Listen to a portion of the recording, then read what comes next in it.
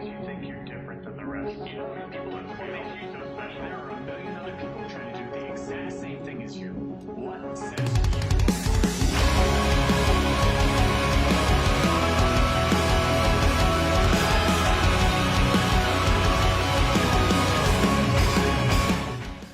Hello, everyone. It's another Monday, United World Sport. Yeah, Lots and it's, lots of, it's the great Monday. It's the Monday when all the madness starts.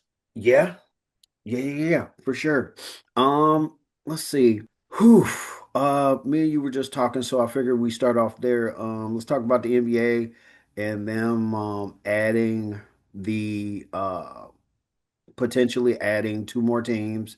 Seattle might finally get their team back, and Las Vegas may have not only a women's team but a men's team if everything gets voted through. What's your thoughts? We knew it was coming. We knew it was coming with when Seattle got their NHL team back up there, and they basically proved that they could sell out that arena. That was the be all end all to sit up there and say like, okay, yeah, NBA should be coming next with that. And then you turn around and you got Vegas. Everybody's been trying to move into Vegas because right, wrong, or indifferent, Vegas has become more of an entertainment slash sports hub than LA and Florida has over the past couple of years. Mm-hmm. And the crowds that you see up there just for summer league and having multiple venues in there for it, you know that it's a viable setup. And they already got an arena there. So it's not like they would have to really do anything with it. The only thing that I don't care for per se with Vegas having a team is I don't like the seats in the arena. And Mm-hmm. T-Mobile Arena, Mm-hmm. I understand that everybody wants that intimacy of being close to the crowd and everything with it. But Mm-hmm. some of the way that their seats is structured, you feel like if you tilt over, you're going to fall down about 5 rows of seats. Yeah, that's not prevalent. But that's what they want to do. I'm all for it. Now, the part that made it interesting to me is that with them adding the two teams, they said that they're going to end up moving Minnesota and Memphis out of the West and putting them in the East. Which And, would make sense. but the way that they drew the map doesn't. Okay. Because, well, they're saying either Minnesota. Now they're saying either Minnesota or Memphis. So it was, at one thing I heard was both of them.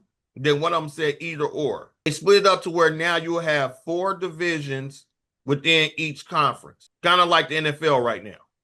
But like you would have like right now from what they said in the East, you would have a region that had Toronto, Boston, the Knicks, and Brooklyn. One that would have Cleveland, Indiana, Philadelphia, and Washington. That one don't make no sense because I would think that Philadelphia would go with Boston, New York, and Brooklyn. Well, let's see, it's weird. Then you got one with the Wizards, the Wizards, Philly, Cleveland, and Indy. You got one with Milwaukee, Boston, Chicago, and Minnesota all together. Then you got Charlotte, Atlanta, Orlando, and Miami.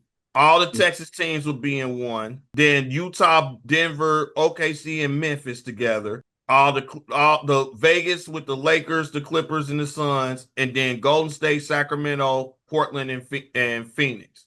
I mean Seattle, not Phoenix, Seattle and Portland. That would be your 8 divisions. I like the setup. It's just that weird dichotomy of what do you do with Toronto? Because basically, I would say, part of me would say swap Toronto with. Let's see, you can't because Phil. No, yes, you can swap Toronto with Philly. Keep Philly, Boston, New York, and Brooklyn together.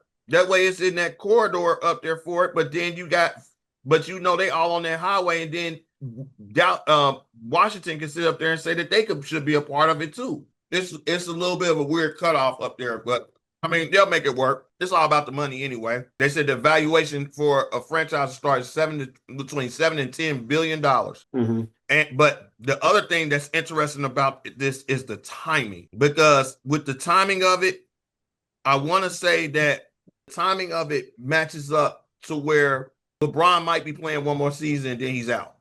And I would think that he would go back to Cleveland and do the farewell tour.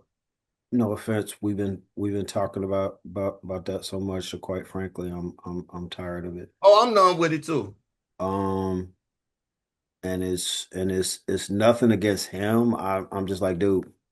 But at the same time, I'm like, rip off the damn Band-Aid. Let's go. Oh no, Um, did you see his boo boo? Did you see his boo boo? are are you talking about what I think you talking about? The game where he went to the floor for the ball and And they're posting up photos of the court rash that he got where he took off that first top layer of skin on his knee. He shared it and said, "I."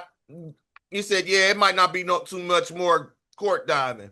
Um, well, if but you also got to remember that like that whole thing that he was doing in terms of like every time he went to the ground, um there would be some kind of reaction. Like they was making fun of him a couple of weeks ago because he was saying that his elbow hurt, but when you watched it on the replay, you was like, okay, which elbow?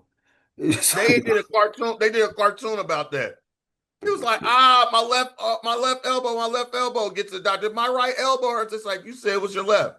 Oh, I mean, this is the more I'm saying on this, the more that's why I'm saying like, you know what, I'm done because I hate to see this happening to him, but it's like you kind of got it. The longer you stick around, you kind of got it coming, and so I don't know. I get that there's always going to be people out there defending him, just like there's always going to be people out defending Jordan.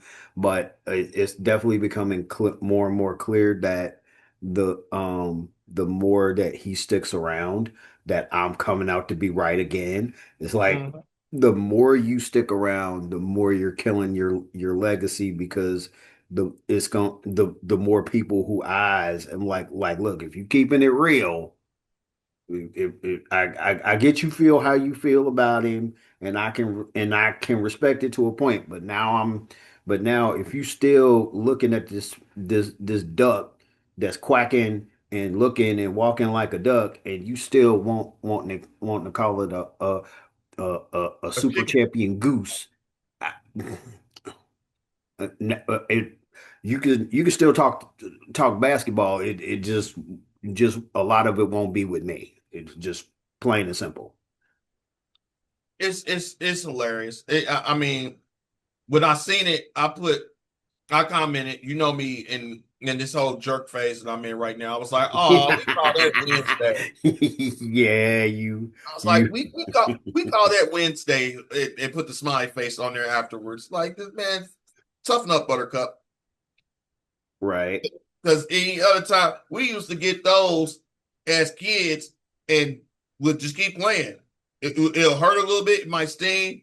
Shoot, you lucky you got a whole medical team and a doctor right there that can sit there and be like, oh, here, you can put some gauze on it. Let's make it to where it doesn't bleed anymore.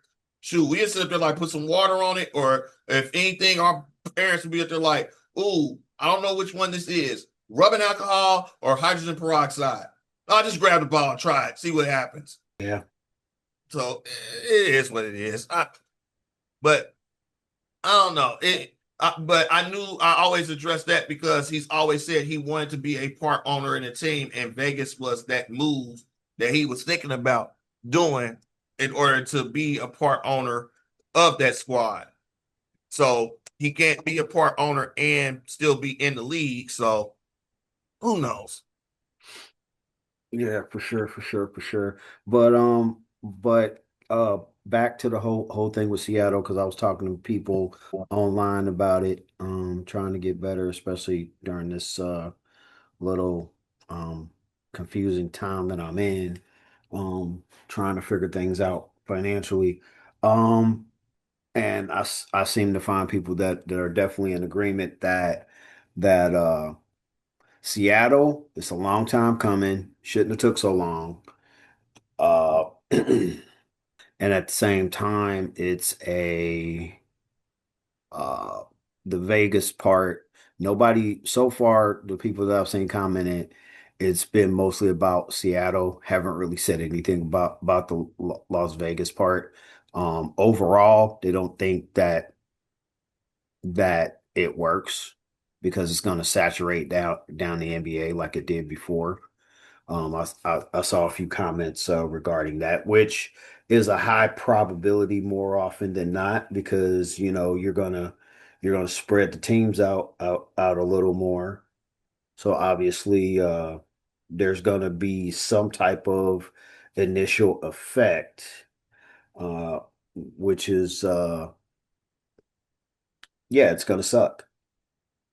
It's So gonna it's gonna suck, but at the same time, if anything, yo, be careful what you wish for because now because now they're gonna use it as okay, well, we adding two new teams, we definitely gotta reduce the season, so we ain't putting that much wear and tear on our body. So we play them, everybody in one division once a year, which you already do, and then everybody that's in your conference in the divisions that's opposite of yours, you play them maybe once or twice. You can do two or three of them and then do the rest of it in there. You can do away with you really could do away with the what's we call it, the NBA Cup. Or now you got it to where you already got your pods for the NBA Cup. Don't try to change it and have it to where it's an actual 8-team tournament going into there in order to get to the championship. It makes it a lot easier. Who knows? At this point, until they put it in stone, then we'll sit there and be like, okay, yeah, I get it. Right now, it's a lot of speculation. They just put it up there for the vote to see if they're going to approve it. They're going to approve it because they're greedy. They're going to want more money. Um, and this is the first step in order to do it. And this is not going to be the last that you hear about expansion because they're going to end up trying to go global. And I want to hear everybody complaining about them going global when if you got a team that's on the East Coast that's got to play in Tokyo for a game and then got to fly back and they're going to be on the West Coast right afterwards with that jet lag. I want to see how many people start flagging that. Shoot, yeah, they get ready to do that with baseball. I didn't realize that they doing the end of the World Baseball Classic, whatever game is going on tonight, that team, as soon as that game is over, got to catch a flight and then fly back over here to America for the final tomorrow. If they all over there, because I thought for sure that I thought they came back, but mm. let me check. Well, yeah, I've already said that I gotta get my money up because as soon as they bring back the Supersonics, I gotta at least I gotta at least get me a Kemp and a Peyton jersey. Now and oh yeah, that's right. They did say that they was going. Thunder said they was going to release it back to him. Okay, I had to remember. Like, did the Thunder say they was going to give that back to him? But they said they were. Well, I mean, what's the point in keeping it? Like I told somebody online, um, they better not do them like they did the Houston Oilers. They they they better let when they give the team their team back, they better make it where they can have back their colors and their original name to their team so that Yeah, but McNair didn't want. The McNair family didn't want I didn't think they wanted the Oilers name. Bob McNair and them. I thought that they wanted a fresh start when they did the Texas. If they did, that's probably what happened. But I mean, it's still, you know, it to me, if you're gonna get the people they team back, get the people they team back. When when true. when it was taken away, they was the Houston Oilers. Um, now that would have put them in a interesting situation because they would have had to give back the colors too. But that's why I said if you're gonna give Seattle back their team, then give them back their team and their colors. And somebody was telling me online that supposedly that's what was gonna happen. That they were gonna let them have their have everything back. Yeah, let's see. Uh, I want it to be, I want to be in the vicinity when they do that first game in Seattle and just feel that crowd and that energy that used to be to where the only team that I've ever seen go in there and actually like handle or throttle Seattle in that crowd in their heyday was the Bulls. And I'm like, that was shocking in its own right to see that. What the hell? College basketball. Yep. There we go. Show me the world. Oh crap. Why are you stopping? Now, did you watch any NBA this weekend? I did. I caught the Lakers game, and Uh-huh. yeah, they escaped. They cheated. Well, well, well, well, here's the thing. That mostly, you can tell me why you feel they cheated. I felt like the Nuggets gave that game away Oh no, I feel because like the Nuggets gave it away. I do feel because the same way as that. they spent a lot of that game during regulation. They were shooting threes. I swear to God, it was pissing me off. I was screaming at my TV. I'm like, why the hell are y'all shooting so many damn threes that y'all clearly aren't hitting? Get to No, the hole. Every no, time they tried to get to the hole, nobody was stopping them. no. And I get that the lead was getting out of hand, but still, y'all are not hitting the threes. Get your butt to the rim and try to get some and try to get some foul calls and try to get the points. And you know me, it as many times in as many games, I don't care if it's college or pro, if you run past the free throw line and you right there at the rim. If I see you pass it out anywhere for a damn three-pointer, They said they want to run the offense. I'm pissed. Matter of fact, there was one time, who was it? Murray. Murray ran baseline. He was right there at the rim. The rim was literally right in front of him. And he gonna sit up here and pass it to the other side for a three that got missed. And I'm Yeah, like, what? You were right there. I don't understand how the analytics say if you right there with the rim right there in front of you, shot a shot that I've seen you hit consistently, yeah. it's better to pass it out cross court for a three. Really? What But it's I get that three is more than two, but but two that's is how they've more been than trained. zero. That's how they've been trained to think. God, two is more than zero. It just It's the other part that you have to. The other part with that is that everybody. That's how everybody been building their offenses is to go inside out. And it doesn't work all the time. They have to figure out something to do besides just that whole inside out mentality with it.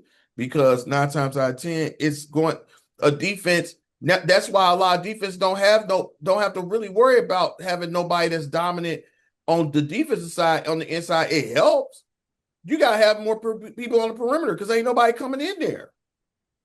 And the more and more that you have somebody sitting in there, they're just gonna pass the ball around the perimeter and nobody's gonna attack. It's just gonna be a waste of time. So it's like you can't even sit there and really condone none of it. And it's across the board. yeah. And the chippiness that's coming back, I kind of like it. Yeah, I still think that in regards to the players that there needs to be an understanding of while I while I understand, um, I think they need to give some freedom. I don't know about you, but I think they need to give some honest to God freedom to these referees. they And do. and and and what I mean by that is if it actually happened, tell these players and these teams to kick rocks. Yeah. Now, if they go back and they review it later and they figure out, don't give me no crap about, oh, well, he barely. Okay. Actually, you know what? I can't even say that no more. after a foul call that I seen made, I cannot say that anymore because there was literally a foul called. Matter of fact, it went for Doncic to be able to go to the free throw line. Mm. And he literally, his forearm literally got touched with a finger. And they called the foul. Yeah, Yeah. Yeah.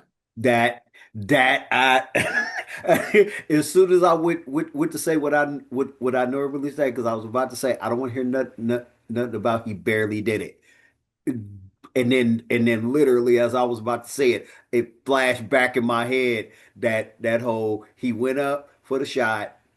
No, nothing else touched Doncic except the finger on the forearm. And okay, like details are important. It's like, bro, if come on, a finger, uh, can I at least get like most of the hand, if you gonna call it? No, no. I It's those mean, phantom I calls. mean, this is where I start to go, okay, now I'm on the side of all the people that go, man, he barely touched him. Like literally, he barely touched him. Like But that's the literally. same thing. That's the reason why I said that they cheated it because Rivers didn't get fouled on that shot. The one Who? that he shot, Rivers did not get fouled on the one that he got the foul to where he took the shot and went to the free throw line for it. He didn't get fouled. They shouldn't have called that. That should have been incidental contact. And Mm. they called it, sent him to the line. He made the first one, and then got that funny rebound off of it, and then called it, and then shot the three in order. Shot the two in order to tie the game up. He shouldn't even got there for that. Yeah, because I was wondering what happened because I was you know me, whenever I watch a game, I started over, and all Right. of a sudden the my small TV decided to do a reset, and then I wasn't able to get back into the game, and then so I just went ahead and started watching the Clippers game, and then all of a sudden I seen that the Lakers had won in overtime, and I'm like, what the hell?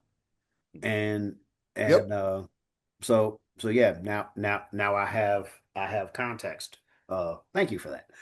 Yeah. If you because it that happened, then they went back and forth, and what's called just made just a bonker shot in order to win it. It win it with no time left. Him and that step back one off of 1 foot three is Luka is magical with that one. And he hit that step back on him and ended the game on there. I wasn't I'm at a point now to where the Lakers, I think they said the Lakers are now third in the West. They are. How? If anything, that scares me because that's about to give a whole bunch of people a whole false sense of hope. The Lakers fans, But but but but according to what I've been watching over the past couple of weeks, it may not be false, and that may be the scary part. It I'm may not getting it my hopes up. Stop trying it to get my hopes up. it may actually be legit, but um I will attribute that to like I was saying, it's like the details are important. If the Nuggets hadn't been so three happy just because they were down by so much, they could have chipped away at that lead and came back sooner. And obviously at the end of the game, how are you not blocking out? And see that ties into the game last night with the Warriors and the Knicks because the Warriors had the Knicks down the exact same way, and then the next thing I knew, I'm like, oh, here come the Knicks come back. Here come the Knicks come back. Up, Knicks got them. It's like, how in the world are you up 16 in the second quarter and then you lose by 7? I, you have to play for 4 quarters, and you have to you like I was telling you, that whole problem with the whole situation with the threes is um is that yeah, three is more than two, but is zero more than three? Yeah, because you're gonna true. miss a lot more threes than you hit, depending on who you are. Yeah. Yeah, they know this. It now it's just be like, why are y'all doing this? Why are you setting yourselves up for this loss? And So they could I just mean, try it. and yeah, I can respect opinions like that that point out the obvious. So it's like, well, 3 points is more than 2 points. Well, duh. I've known that since before I started elementary school. Thanks Three, for 1, 2, 3, 1, 2, 1, 2, yeah, 3. yeah, three is more than two. I got Brilliant. this many. We sit there, we play that whole game saying we got this many, we got this, we got this. But it just it's the discipline of it all with the 3-point shooting. That's what's going to cause a lot of these teams that we think are going to be viable in these playoffs. Because you got to remember, once we get done with March Madness, Hmm. the playoffs start in the middle of next month. Yeah. So time to strap in and watch it roll down from here. It's not going to be. There's no clear cut dominant team that you can sit there and say is out there, because you can say OKC, but then you turn around and you say, well, San Antonio's still chomping at the bit, but San Antonio be stumbling, and then that all hinges on if Wemby can stay healthy. And you got the Lakers, who a couple of weeks ago everybody was writing their epitaph. Now they include me. Now they third. And you don't know who's gonna spark out from behind there in there with Minnesota. You still got No, Denver still out there. I don't. Out of everybody that I could possibly believe in, um, Minnesota gonna have to show me something because uh, I've watched their games and and I don't know what it is. How do you become more and more inconsistent the longer y'all are together? I just I mean, because they starters and the people that they come off the bench is pretty much the same people. This is true. It's like, so how do you become more and more inconsistent? Can I attribute that to the players being another year older? Can I attribute this to something with the coaching? It's got to be a Uh coach. uh huh? It's got to be a coach. Or it could be a little of both. Oh, speaking of that, looking at everything, um, that was another thing uh that was talked about this weekend, and I thought I put that in the group, but I didn't see it. So, but they were talking about I was listening to something, and they were talking about how important coaching is. Oh, now we are. It Really? how important coaching is in terms of the fact that yeah, they were talking about it this morning. They were talking about this morning because they were talking about St. John's and Patino Yeah. and Greenberg. I think his name is Seth Greenberg.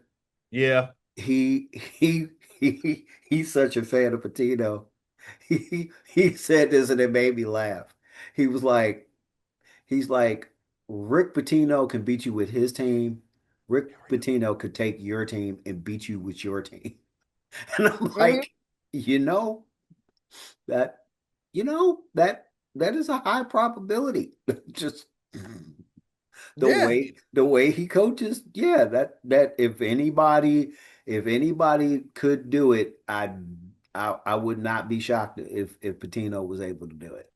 And it's crazy because you sit there and you say all when you sit there and you look at everything that goes on with it, and all the conversation that comes off of there, a Yeah. lot of teams, as much as we hated the one and done era and those star laden teams that used to come through there when it was Cal and Patino before Cal and Izzo and Krzyzewski and Roy Williams and Bruce and Bill Self and everything. Look at your top two seeds in each bracket. Duke still there. UConn still there. Arizona, still there. Purdue, still there. Iowa State is somebody that's new, but Michigan back. Michigan's still there. Houston's Yeah, still there. Florida's still there. Godot turned in. They said that this morning. They said Godot went from Godot in Michigan to Godot down in So North in Carolina. Carolina. Yep. He oh Yeah, and he that did. kind of made me laugh and worried me because obviously my heels. I want to pull for my heels, man, I'm but not pulling for him. I got. We'll get into that, but yeah, I'm not. From what I saw in that tournament and what my gut is telling me on certain things, yeah, yeah, right. yeah. Yeah, and that I just I, I don't know, but yeah, at the end of the day, obviously, like you said, Vegas is a money move, and Seattle is gonna be a nostalgia move that I hope like sticks because I honestly believe that that part of it will be good for the league, especially anybody that was alive when Seattle had their teams. True. That could uh like somebody somebody I was talking to named one player from Seattle, and I started spouting off. I'm like in terms of like jerseys, he said Jack something. Um Jack. yeah, yeah, he said Jack somebody.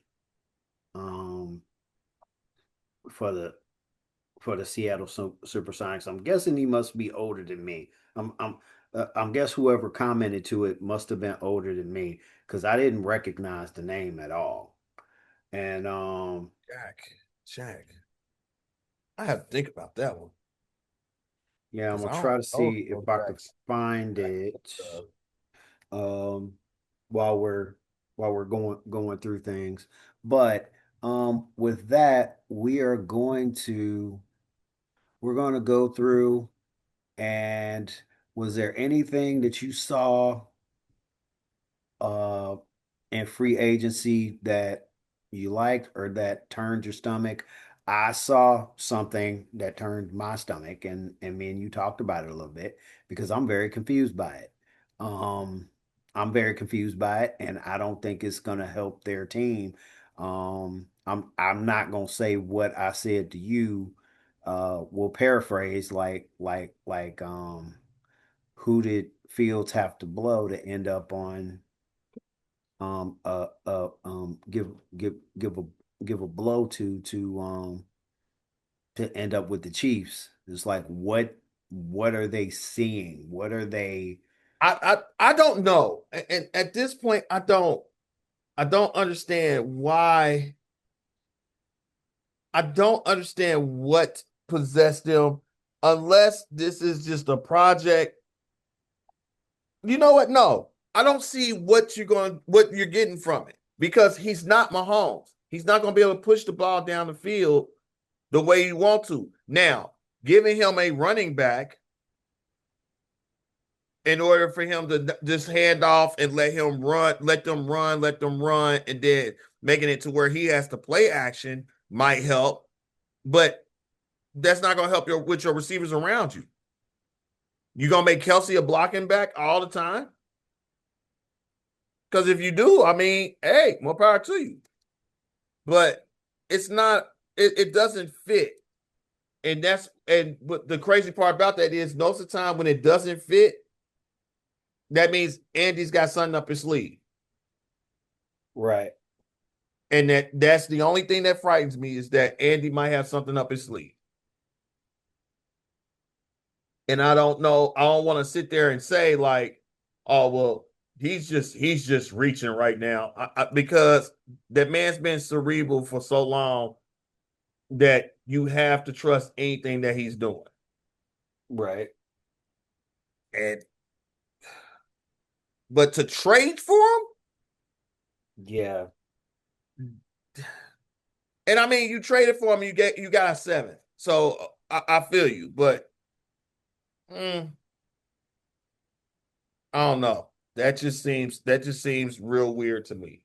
That and when it happened, and I sent it to you. I was like, I knew I didn't get a lot of sleep, but what?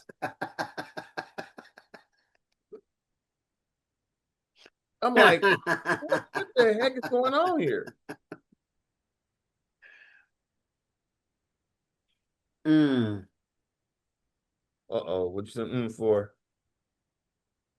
Well, as I told you, I was um going through things late, and I got to some to an interesting game that I'm still not sure. But I went ahead, made a pick, although there's a bunch of these I'm not completely confident on. But You would be anywho, bold. we'll get to that We're discussion. We'll get to that discussion. So, I'm starting to believe. I'm starting to believe in the Steelers, man. Oh God. They're making needed moves. And that can be dangerous, especially if they eventually address that offensive line and make it to where if they do end up keeping Aaron, because we both were in agreement that that was what hurt them. If the offensive line had been a little stronger, and we agreed on two things. One of the situations was more of an opinion based upon the history of the league. The QBs that start out from OTAs usually have a more successful year. That was one True. part of it. The other part of it was um uh if if the offensive line had been stronger, and if Aaron had started out with the OTAs, he might have had a better chemistry with those younger receivers other than Washington. Because he was able to get one with Washington, but the other receivers, some of them was young and potentially speedy, True. and This is and true. and, and you know I just he don't. I don't. I can't. The way that they ended with McCarthy and him, I don't see how he could play with him. I just don't. I just I part of me thinks that McCarthy will always in the back of the mind in his mind think that the reason why he did not stay with Green Bay was because of Rodgers. Rogers cost And him his not job. right. So now you're gonna try to sit there and be right back with me? Like, Oh, mm, mm, mm. Okay, yeah, yeah. I, I don't know. I mean, the enemy of my enemy is my friend. Yeah, and that's gonna always be the tricky part. This is a potential situation where it's like, can they do it again? Because correct me if I'm wrong, but Mike McCarthy was the coach when Aaron did win, right? Yeah, yeah, Now, yeah. They've been how ironic that now there's another one of those situations that me and you done talked about where if they do decide to go that route, the Jets, if they decide to run it the back. I mean, yeah, they can run it back. the Jets in Dallas are both gonna be sitting there like, y'all can't win, y'all can't win, y'all can't win, y'all can't I win. don't think the It's Jets like, care anymore because at this point now, there's everything that they do is gonna have egg on their face.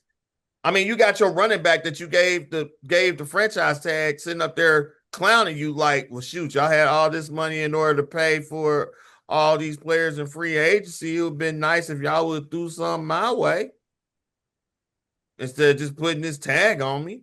And like me and you talked about, knowing the attitude of Glenn, I need to know what their relationship is like because that is odd.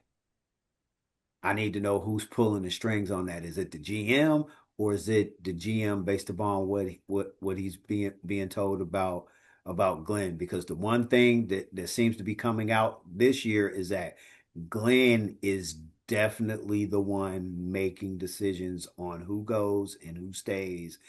And if he's doing that and he's making changes, including giving up play calling so that he can more focus on the entirety of the team. There's something there's something that might be going on there that that if we knew the information would explain why they made that decision. Ooh. So, because at the end of the day, when you franchise tag somebody, you basically saying, I need you to prove it to me. Just like with Pickens. Pickens needs to True. prove that he can go the entire year and not get mad if Flournoy and um what was that other wide receiver's name that got hot? Because Turpin. Because when it got to the point to where the people that was getting the ball was um either oh no, now is not the time for a brain fart. Uh they're Dallas's original number one. Help me out. CD Lamb? Yeah. See, when the ball started going to CD Lamb or Flournoy or Turpin, Mm-hmm.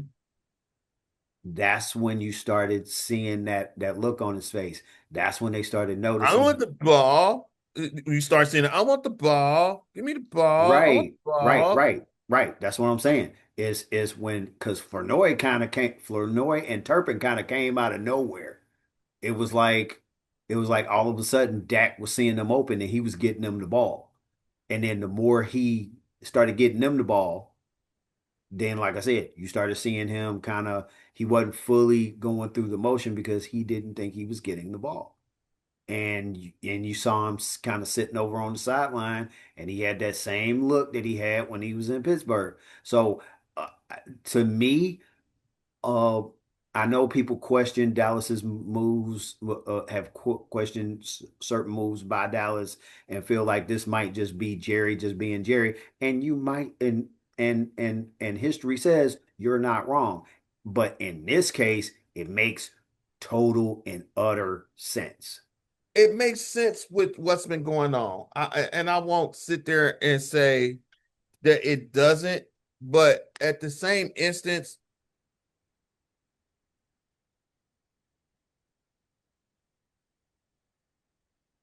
you knew CD, you weren't going to become the number one with CD there. You knew what you knew. And if you didn't, you was stupid. So you can't sit there. That's you, nobody should ever come at the king unless they ready or they show that they willing to accept the throne. And pretty much that's what it came down to with that. You played, if you would have played the whole season without none of your issues, none of your dust ups, none of your anything that questioned your integrity, then it would have been something different. Ooh. Ooh. But but you did that. And so you when you had an opportunity not to show your colors, to show exactly what you could were capable of doing, you did it anyway. So you can't get you can't get mad at what comes out of it from there. And that's the part that I think a lot of people don't realize when it comes to that is that yeah, I can understand it, but you can't if I'm not gonna go into no, I'm not going to go into any situation where I'm not the incumbent, I'm not the person that's in there and get comfortable to where I can show you basically carte blanche. This is who I am. When you're not sure if I'm going to even make it into another section with you or another opportunity with you. And then I can't get mad if they you can't get mad if they tag you. You can't get mad if they do anything because yes, they want you, but they want to see if you can prove it again. That's the whole point of it. They want to see if you can prove it again. And if you can't prove it again, then they chalk it up that they lost that money and then they move on. And Yeah, it's been Jerry, at the end of the day, Jerry is a businessman. He's literally running that team like a business. like a business. And that's the part that comes back and bites people. Mm. That's the part that comes back and bites people all the Yeah, time. yeah. They even to put it into a parameters. I know it's a different section of life, but it is amazing how when you get older, it finally starts to make sense. So I watched a clip, a reel from the uh the one show with Mano and Jim Jones, Yeah. and they were talking about a situation where um they were talking with David East, and he was Mm-hmm. talking about the situation where he was up for this basketball movie, but he lost it because he got caught up in a situation. I think he said in LA, Yep. and no sooner than it hit the newsreels and TMZ put it out, he It immediately was a wrap. got a call from the studio, and they was like, "Look, we don't know if it's true. We don't know if it's not true. All we know is that we ain't We got nothing can't to have do nothing with to it." do with that stuff. We can't even have it. We can't even have it over our head. And then what and this has happened a lot. This has happened a lot with all the gangsters, and it's happened a lot with all the older um people from Yeah. our ilk. I've met other people, Hispanic, Indian. You finally get what people were trying to tell you when you were younger. Eventually you gonna get it. Yeah. Unfortunately, when you get old, like, oh, okay, yeah, your life is for the is at a different level to where you may it, not only did you kill that time that you could have had to like redeem yourself and come out of it on top when you were younger, had you caught on to what was being said, but now you're older, depending on what you did, you're gonna be even more screwed. If you get a felony, you get one, you can the that's like when it comes to the law, the one thing that I knew which helped me be smart and may have cost me some opportunities because I wasn't willing to take the chance. Um, but as soon as they made not paying child support a felony, that was even more reason. I didn't want to go to jail anyway.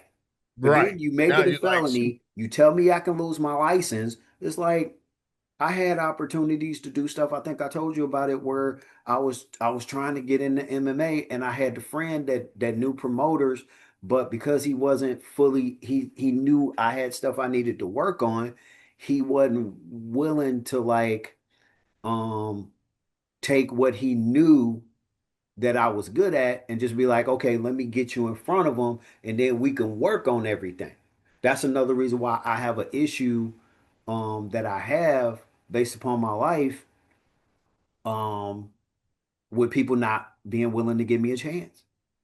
That was another situation where you saw what I could do. Yeah, I had basically I had the traditional with a lot of the black fighters where it's like you got some good spots, but then you got that spot of if you get on your back, you turn into a turtle.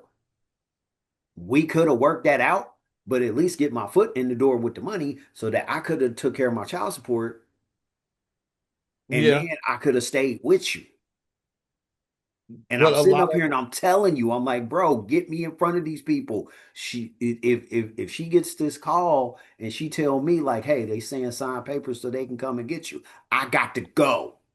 right, right. And they don't understand that fact. And a lot of the players, what the world? Hold on. I was wondering what was Well, I going on. mean, it's we will justification and interpretation based upon personal benefit. We will justify anything in our head, even if we look and we clearly see that the cons is outweighing the pros. If we really want to do it that bad, we are going. Human nature says we're going to do it. That is another reason why the jails stay full. That is another reason why we get to the point to where we can't we we also hurt ourselves with our actions, but we don't see it in the moment because maybe we don't see eventually you're going to go sit back and look at it and go, even if you felt like you was right in the moment, you got to also admit that it also hurt you in the long run. And that is so difficult to see. I've gotten better at it and I've been more Hmm. willing to accept it that both can be true. There are spots in life where it is a gray area. It's Oh like, yeah, yeah, that's all. you stuck up for yourself and we can justify that, but if you sticking up for yourself made people look at you in a way that kept you from moving forward the way you wanted to, you can just say it was a double-edged sword. True. This, And yep. that shows to me that shows a level of accountability that the world tends not to. They talk about people should have it, but in all honesty, it's like, does everybody truly have it to the level that they need to? Nah. So you know, and the people that do are more successful. Oh yeah. And the people That that that's don't aren't as successful, and they have to be in the other part that holds them back is they got to see that and they got to be willing to make that move, make that adjustment, which making adjustments, oh yeah. making adjustments. We hear that a lot. Where we hear that a lot in our life, we hear that a lot in sports, but wait, they're not the same. They can't Bull. possibly have anything in common. Bull. The people that toe the line more often than not end up being more successful, even if they're not as talented. True. Hmm. Just like people that toe the line in life, they end up the numbers are a little bit trickier on that level, whether it be on family, work, inner relationships, because it everything has a level of murkiness to it to where everything is not completely the same. But if the main detail is the same, If the main detail is the same, then you have that murkiness goes away with that. You have to people have to the one of the hardest parts that people don't want to do is that, and like in the case of what we were talking about with Dave East and what he said, a lot of people don't realize Dave East was a star college basketball player, and he got caught up, and it just so happened that he could still rap on the back end of it, and that's what broke him out into his career. I followed his career from up until maybe about a couple of years ago when he first broke out, and started doing it because I liked his style, and it's a lot of different things. It's hard enough to get a cosign from Nas. Yeah, yeah, yeah. Shout out to I don't know how you feel about him, but shout out to DJ uh Which one? the one they called him they call what did they call him? He had glasses. He came out with those two compilation songs. Tony Touch? No, No. Uh, wasn't Khaled. Tony Touch. Wasn't DJ Clue. nope. Static Selector. Nah, he died a few years ago, right after not too long after he came out with the K second. Slay. Yeah, Okay. DJ K Slay. Shout out to him. Rest in peace. That those two compilation songs made me fans of everybody that was on them two songs. Mm-hmm. And David East was one of the ones that was on them songs. Made me deep dive a little bit. Um, uh, made me dive a little bit, and I have a few of his songs on my running playlist. But I like how he um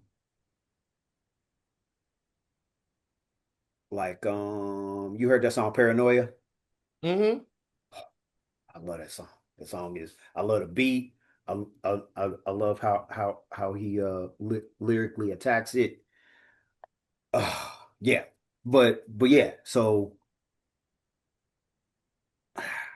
and at the end of the day, we have to take accountability, ownership. One some people might say, well, those are one and the same. It's like, well, whatever it is, we need to do it at the end of the day, period.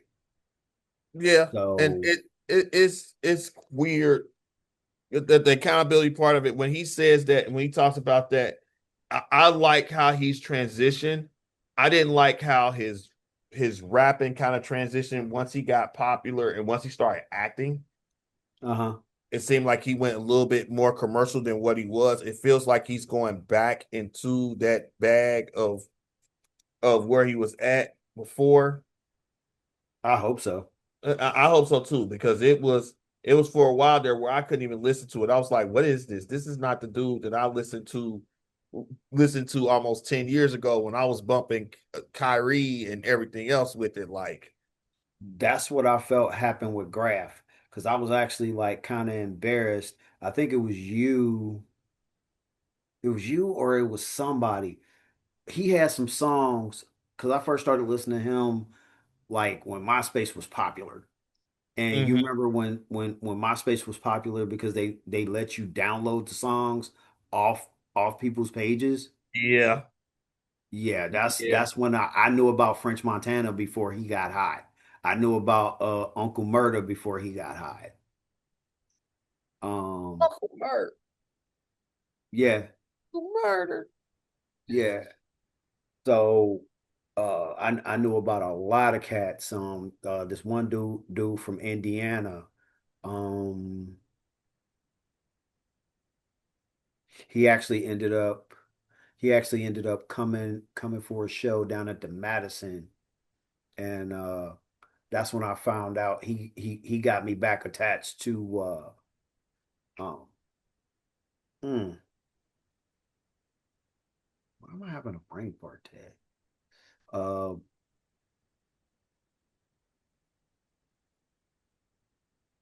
That's gonna be interesting. Huh.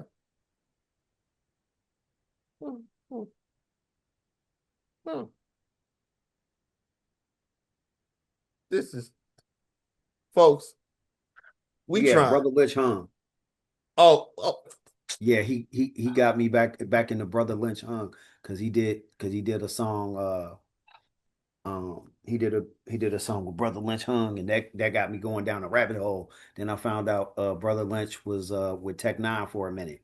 And then yes. and then But that song that he did with the guy called uh Some Strange Reason. That song is fire. It was, yeah. It Brother Lynch song is a person to where if you don't know who he is, when you hear a song, you'll be like, "That's who that is," and then you'll be like, "Oh, okay, yeah, yeah," because it's a lot. A lot of people don't realize he can't. He was on a track with No Limit on what's I want to say it was one It of the was movie on soundtracks. yeah, he actually had two songs because he did a song with Mr. Servon too. Yeah, but Situation on Dirty, when that song come on, everybody was like, I know I was rapping this song when I was in school. Like, Yeah, C Mob is the dude's name. He from Indiana. oh But yeah. but the song is called For Some Strange Reason. And he killed that song. And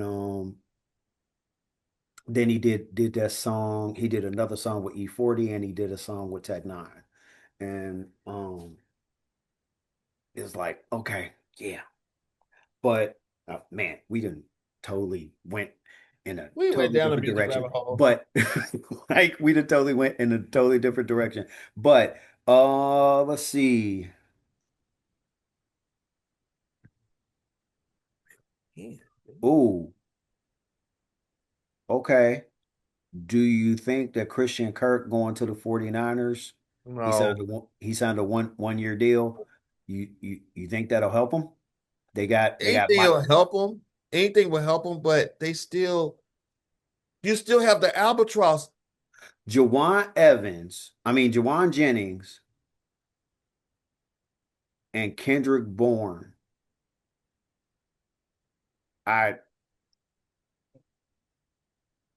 I hope they're What's going on with staying. IU? Huh? What's going on with IU? What is going on with IU? Because they haven't released them. That's the question. What are you doing? And then I forgot. I had no idea. And tickle me I feel pink. like they're waiting on something because everything I've heard is that basically he's gone.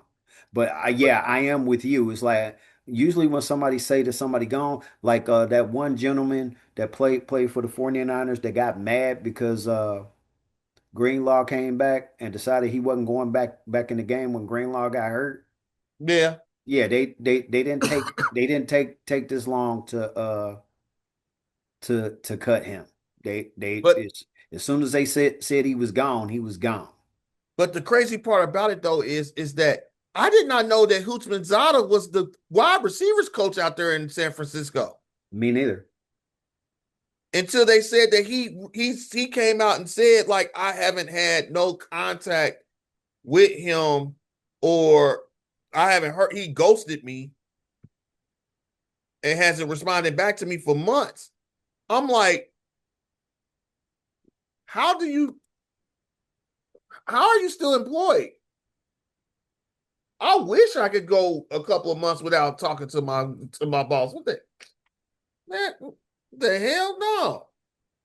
But for him to sit up there and say that, I'm like, that's not good. And then the other part of my brain was like, wait a minute, hold up. TJ been on everybody's show talking about everybody else's receivers and stuff, and he's employed. Yeah. Go figure. But that whole situation until they resolve that situation, that's gonna hang over that squad. They have to figure out something to get it to where it's not hanging over that squad. Wait, what? What? Is this true? What?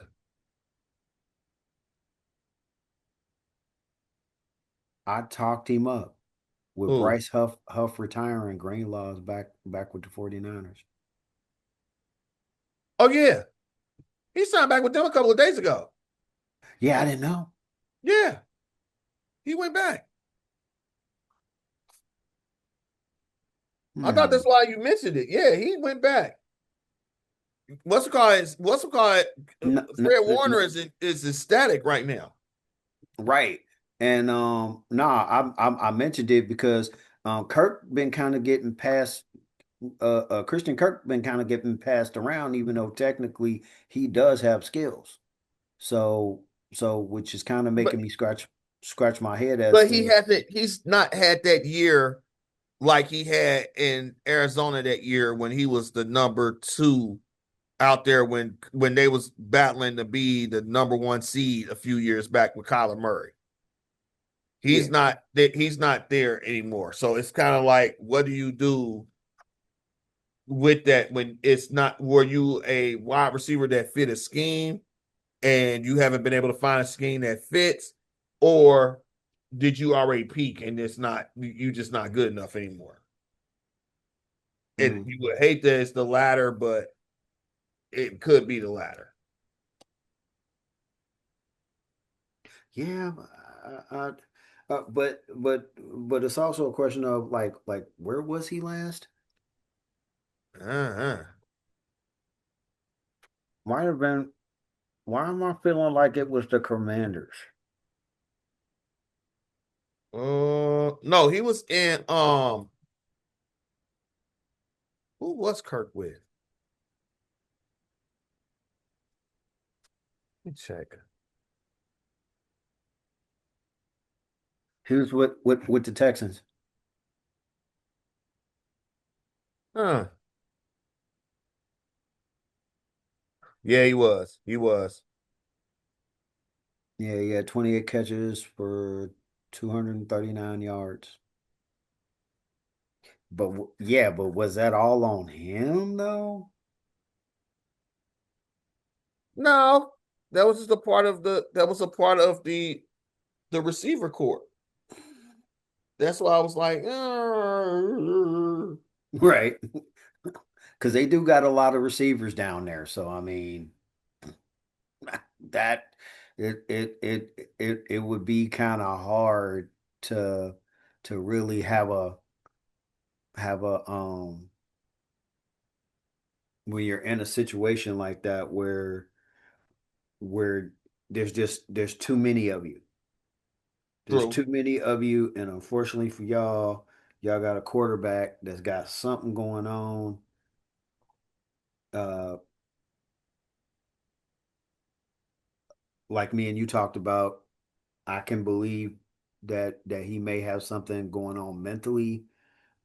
Uh, That just came out. That mm, what's up? mm. Something just came out when talking about the mental health part with my Ducks today, and I'm I'm kind of not happy that it came out, but it's like I feel them, but then, but you know me, I don't like for people. I'm a big proponent of don't talk about issues that you were going through after something that's happened to where it looks like it's come. You're bringing it out as an excuse to why you didn't succeed in something that you were doing. Okay. As I tend to ask you sometimes, what did I Mhm. miss? So Dante Moore came out and he wrote a letter to the governor of Oregon, Hmm. asking for more money for mental health awareness for athletes and in colleges, because he said that he was battling uh, his mental health during the season, right after he started Oregon through this season, with his mother being sick, with being diagnosed with cancer, along with the pressures of being a starting quarterback or being a quarterback in a major college in their Okay. fort. And trust me, I'm not trying to be, I'm cognitive of mental health. Uh-huh. I'm cognitive of how it affects different things, affects people, it affects everyone. Yep.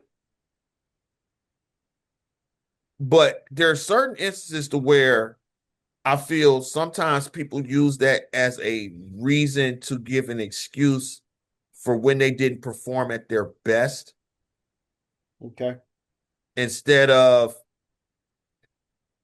attacking it when it was going on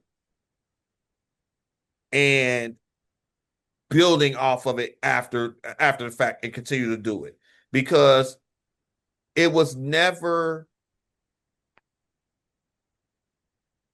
it seems like it might not be in his case. It seems like there's been some of them to where when they mention it, he's like, really?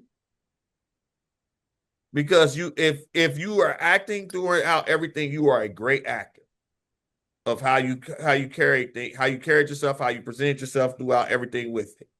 And some people can't fake it through that part of it. But it just seems like getting the help. I like that he went to the governor and was talking about the help for people across the board. But I don't know, man. It gets to a point now with some of these athletes that you train all your life for the spotlight, and then when the shine on you, most of them fold. Or they start battling, they start battling. I don't know where you didn't think that the pressure was going to be easy getting to that point. You see, it's not, especially now in this day and age when you see how the media and social media is in everybody's face about every little thing. So now all of a sudden you're saying like, I don't know if I'm built for this. It's like, come on now, you know in some way, shape, or form you're built for this. Don't shortchange it because your situation is different, because your situation didn't turn out the way that you thought it would in that light or in that sense. Mm-hmm. What the hell? 30, 40 to 25, 35. There is I I can okay, so I can see that um because that does unfortunately tend to happen. But at the same time,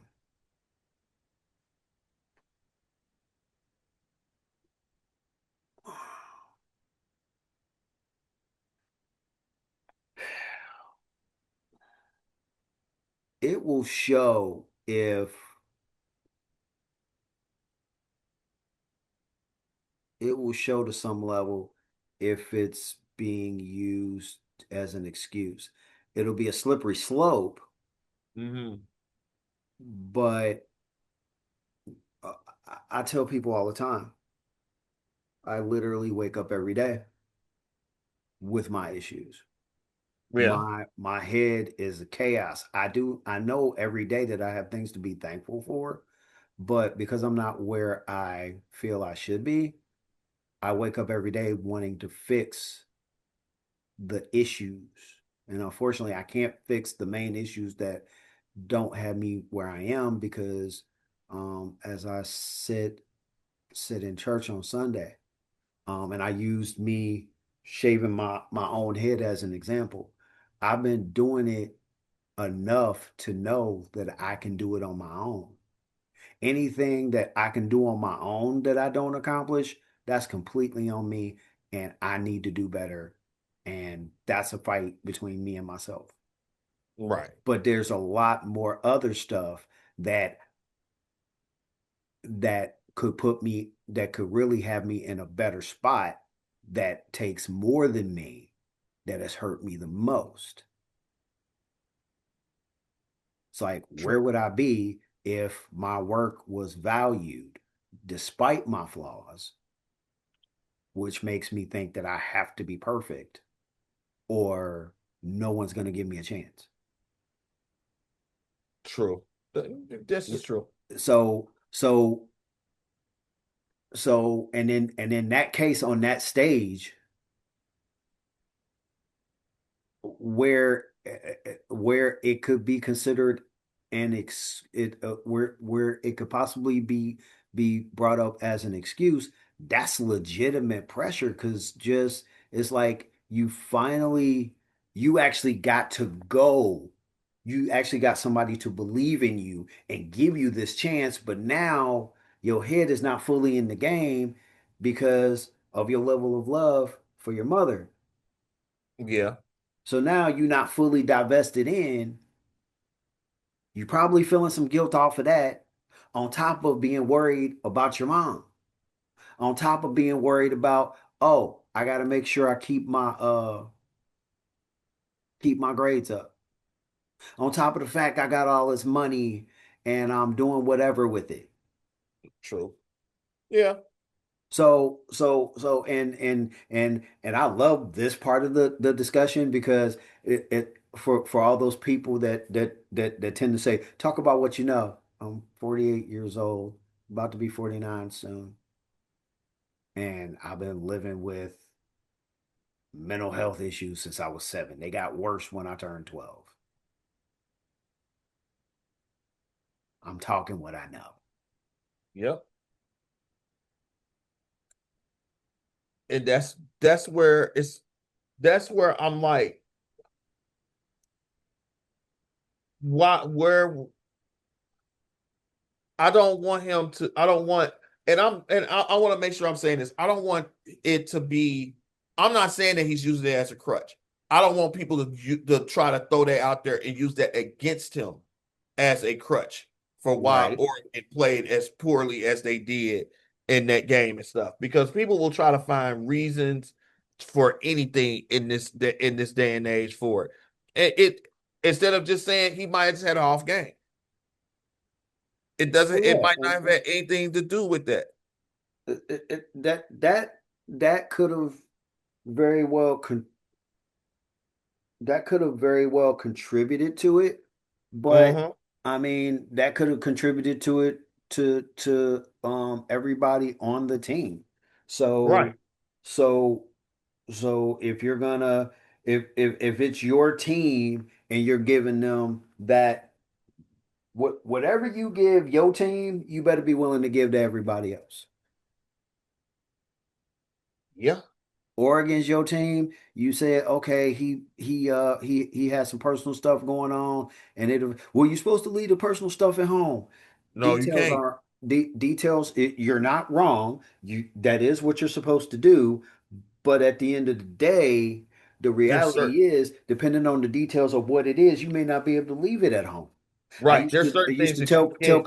people that at work, I can't leave the situation with my kids at home when or whatever's going on with my kids at home when I'm literally like at work trying to bust my hump, dealing with the personalities, dealing with the fact that I now know that um I'm being held back just like I was at every other job. Meanwhile, I got to worry about if my phone rings, I got to go pick up one of my kids because It's yep. they got kicked out of school. And even though me and their mom aren't together, I'm still dad, so I still got to help.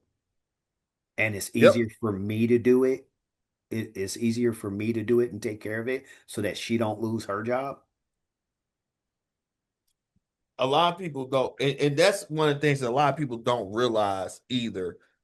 When you are in that midst of being a parent, to where I sit there and I joke when I go over things with the students and I tell them about my kids. My phone rings during the daytime. I'm like, what's wrong? What's going on? What's up? What happened? And they like, oh, if they pop up and say, oh, it's nothing, I just was checking. You know I'm at work. What are you doing? But then if it's something drastic, we'll turn around and hit that switch and be at the like, look, I gotta go. It's like grabbing everything as you run out the door. I gotta go. Kid need me. Job might be like, well, we didn't say. I don't care. Gotta go. See you. Can't do it. I gotta go. But a lot of them don't understand that fact. They just be like, oh well, they just be trying to. They be using that as an excuse. They ain't really that bad. No, until you lived it, you don't know. You can't sit there and say you know. And this And that's a situation where it's like this is where people should have been taught empathy, but it's hard to teach people empathy when you trying to teach them to be strong and you trying to teach them to be strong, right? Right. So, and in order to teach them to be strong,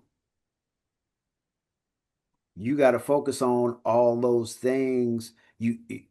You're more focused on you can't you can't show weakness because people will take advantage. Hmm. But then, well, if they going through stuff to where they're going through so much stuff, they got to be able to show emotion or it's going to come out wrong.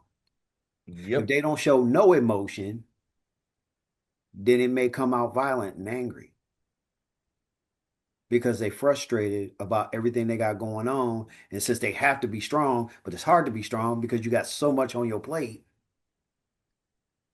that it's literally mentally breaking you down. Yep. And it starts kicking your ass, and you start sitting up there like, well, what am I supposed to do? How am I supposed to make this work? Oh my God, what am I? It's a battle. Oh, So, yeah. so, yeah. Um, so yeah, I hope he can figure it out, and I hope his family can help him figure it out to a level to where he doesn't feel like he needs to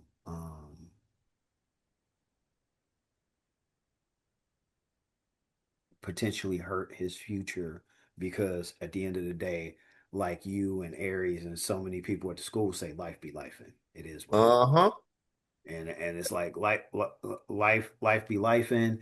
I can identify with it because like I've told so many people, when I decided to start dealing with my mental health cold turkey. For the record, I do not recommend it to anyone.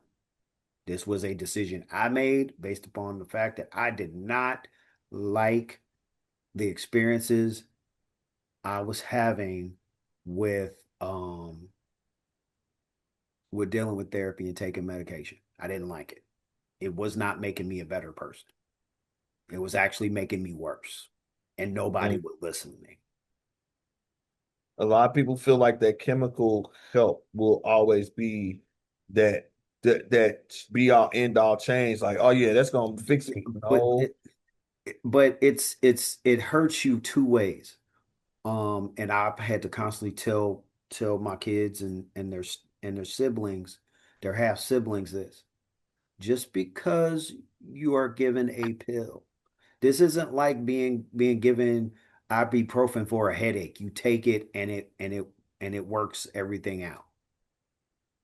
You take that pill, it's supposed to help you. You still have to do the work.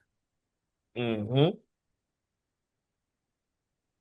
You still gotta make it work somehow, some This, way. right. This ain't like taking Pepto-Bismol. You got an upset stomach or any of those stomach medications that they sell over the counter. You take it, oh, and it makes your stomach feel better. Nope. Nah, that's all Is illusion. is is you take it, but then you have to think through the situations. Problem was when it slowed down my brain, it slowed me down, which made me sleepy, which made me cranky, which means when you did something to annoy me, and even You if I heard it. even if I did try to in the moment try to get you to chill out, you decide you ain't chilling out.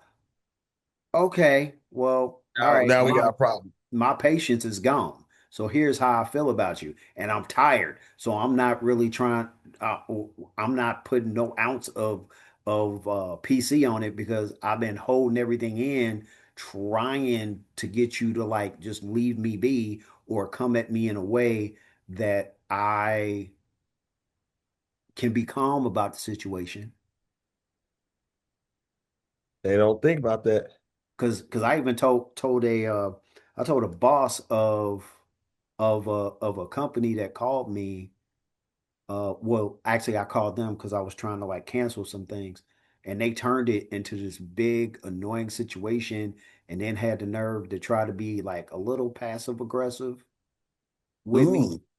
And it's like, this ain't the time. This ain't Mm-mm. the time. This ain't your moment. You're about to open up a Pandora's box to the point to Box. where you're gonna be You don't talking. want to walk down that. You don't want to walk down that You, hallway. I'm gonna be that person that you're gonna be talking to your friends about why your day didn't go good. You're gonna be talking to your co-workers about, man, this last person I was on the phone with, man, he was a real prick. And the best part is like I told the manager, the best part is I've gone through this all my life, so I get it. You're gonna tell the details, but you're gonna leave out what you did Context. cause me to get pissed off. You just gonna Yep. bring up the fact that, or if you do bring it up, you're gonna make it seem a little lighthearted and innocent. Oh, I didn't really do anything. It was just like we were just like kind of having fun. Right. Next You thing I know, knew, he I was was flying sitting my there. head. Ooh. The favorite analogy I love to use, and it always makes people laugh. I go, "Oh, well, I was sitting there reading the Psalms 23 because you know I'm a good person, and I'm really a good person. You know me." And Yeah. then I was talking to Dante, and all of a sudden he just I said something, and I was really calm and I was really nice about it, and then he just had fire blowing out all of every hole in his body, and then he started screaming, and then the fire just came out of his mouth, And it and was it just just anger, treated and me it like a was forest and set me on fire. And I'm sitting here all burned and hurt, and I don't understand why he treated me this way. Okay. I get it. You got to have your yes friends. You got to have your supports, even though technically we live in a world where even if you dead in the wrong, you still gonna have people that support you. oh yeah. You still gonna have you gonna have your rah-rahs in the background. Nothing you can do is wrong. And I like to call them the yes friends or the yes people, The enablers. basically. And so but put a pin in this because we got a lot to talk about. Um I hope that he is not, and he might be doing it subconsciously. You may be right. He's using it as a crutch, and he doesn't even realize it because it took me years to realize that for me, therapy and the medication was a crutch, and that's why I let it go. Yeah. It's something to where don't don't make it to where don't make it to where people start feeling like you're the boy that cried wolf. That's my Yeah. whole thing. Because there's some people that genuinely are dealing with it that's not the case. Hmm. Or What happened? uh it's part of the tournament thing. Uh yeah, the people being stupid. Oh Lord. Oh, you'll hear about it if it hasn't popped up on your phone yet. Alabama. Oh no. Hmm. All right. I don't have either one of my phones open right now. Humor me. Alabama starting shooting guard Aiden Holloway has been dismissed from the team 48 hours before the NCAA tournament starts due to being pulled over and arrested off campus on a felony drug possession charge. Mm. Pulled over with a pound of weed. Hold on, let me make sure I get the full context of the story because I don't want to short this one. Not at all. Go home. Come on.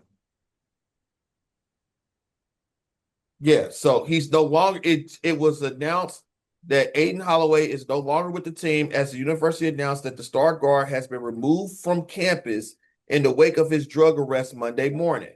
Holloway, the number 2 scorer for the Crimson Tide, will be off the team until he goes through the school's investigation process, which is conducted outside of the athletic department through the UA Office of Student Conduct.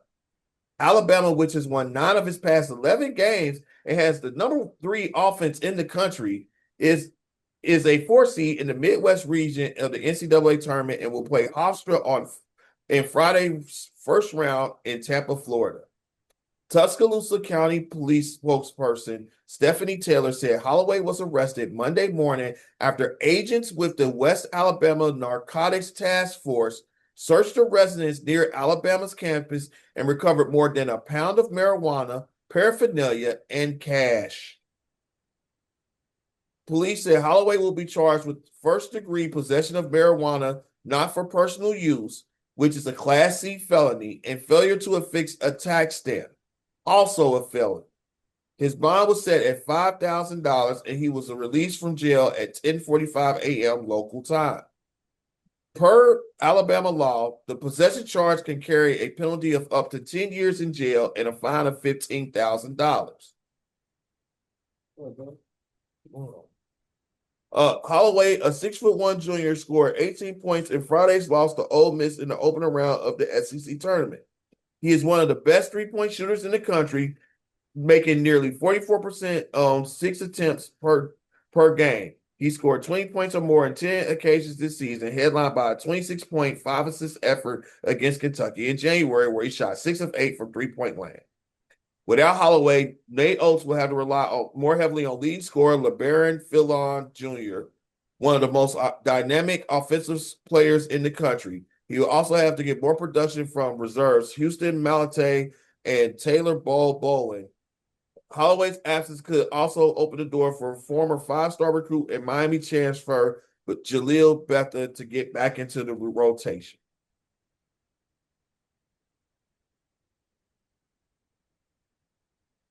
You want to hear something funny? What you got?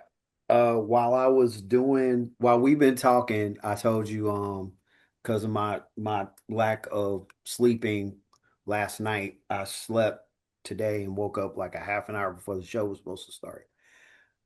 So I'm going through and I'm picking picks, and I got to the point to where I had it, uh, um, I had an option of picking Bama versus a team. I will get into who when we actually get to that point. Um,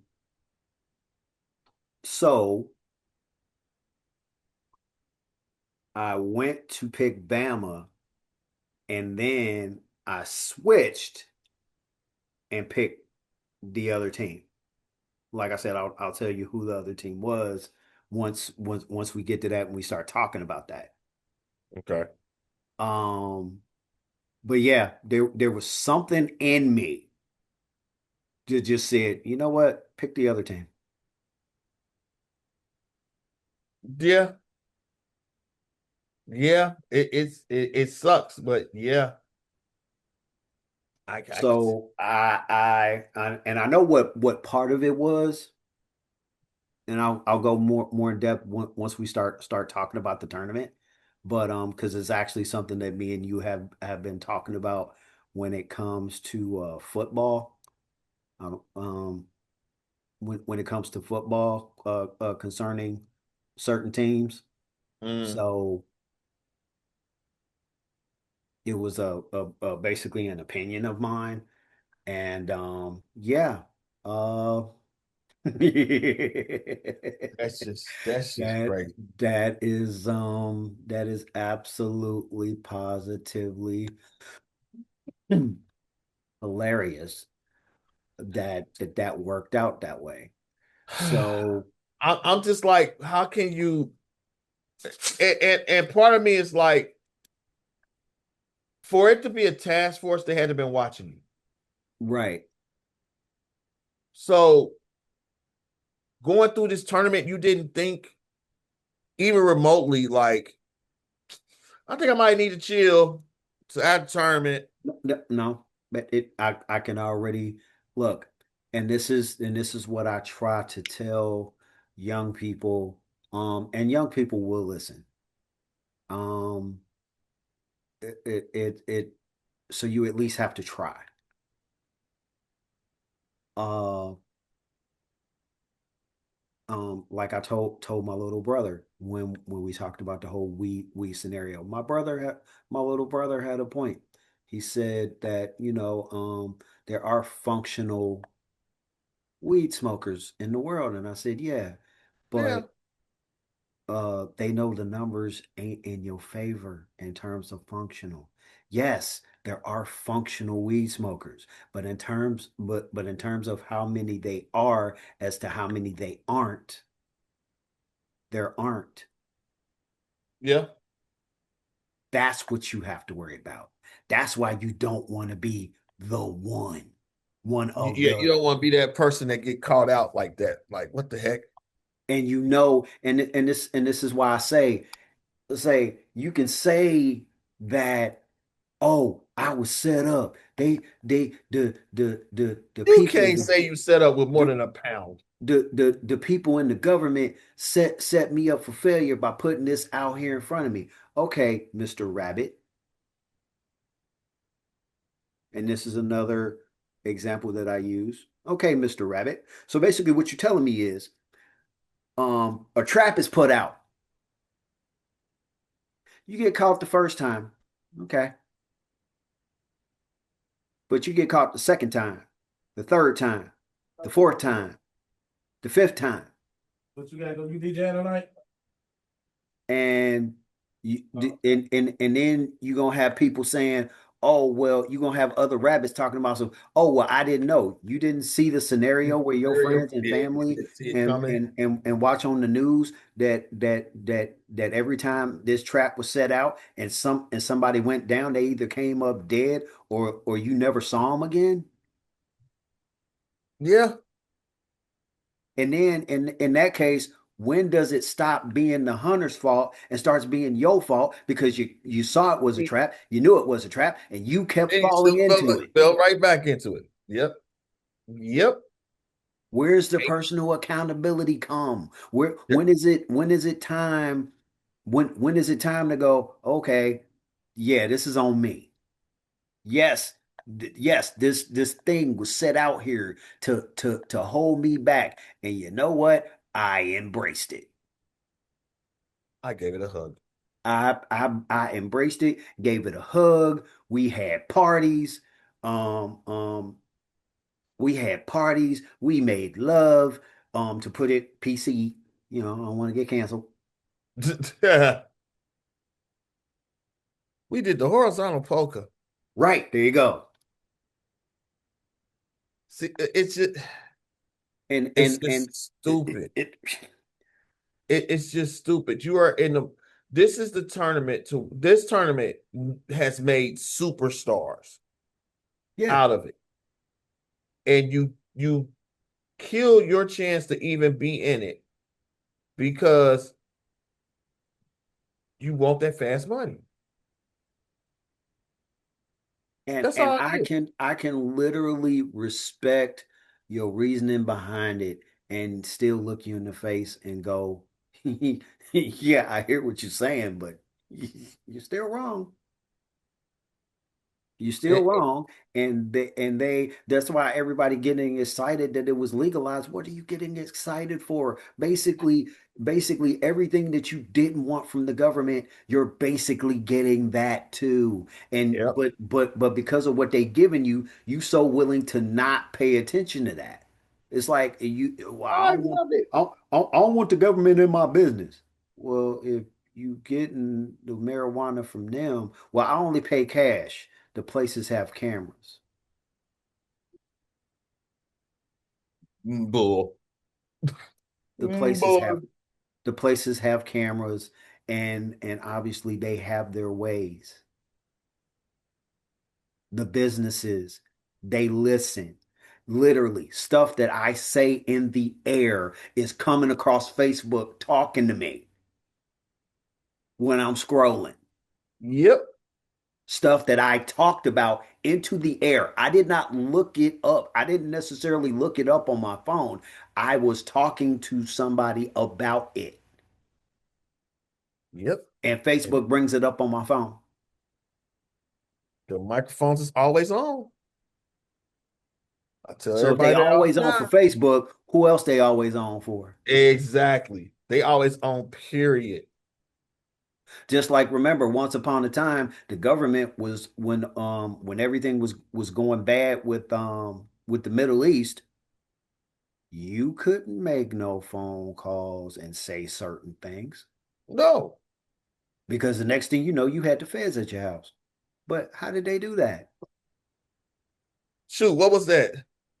Shoot, what remember I told you about the time when Bravo had said something after a Bengals game, just out of happenstance, he had posted it, and next thing he knew, they was at his house doing a welfare check. Because it was like, we just want to make sure that you didn't hurt yourself. He's like, I was just talking about the game. Like, it's not that serious. But then it made him realize, like, it is that serious if they willing to pull up on me easily just to see how I'm doing from that. Like, no, okay, let me stop doing this. Right. Yeah. And so it's unfortunate. I hope that there's a way for him to I don't.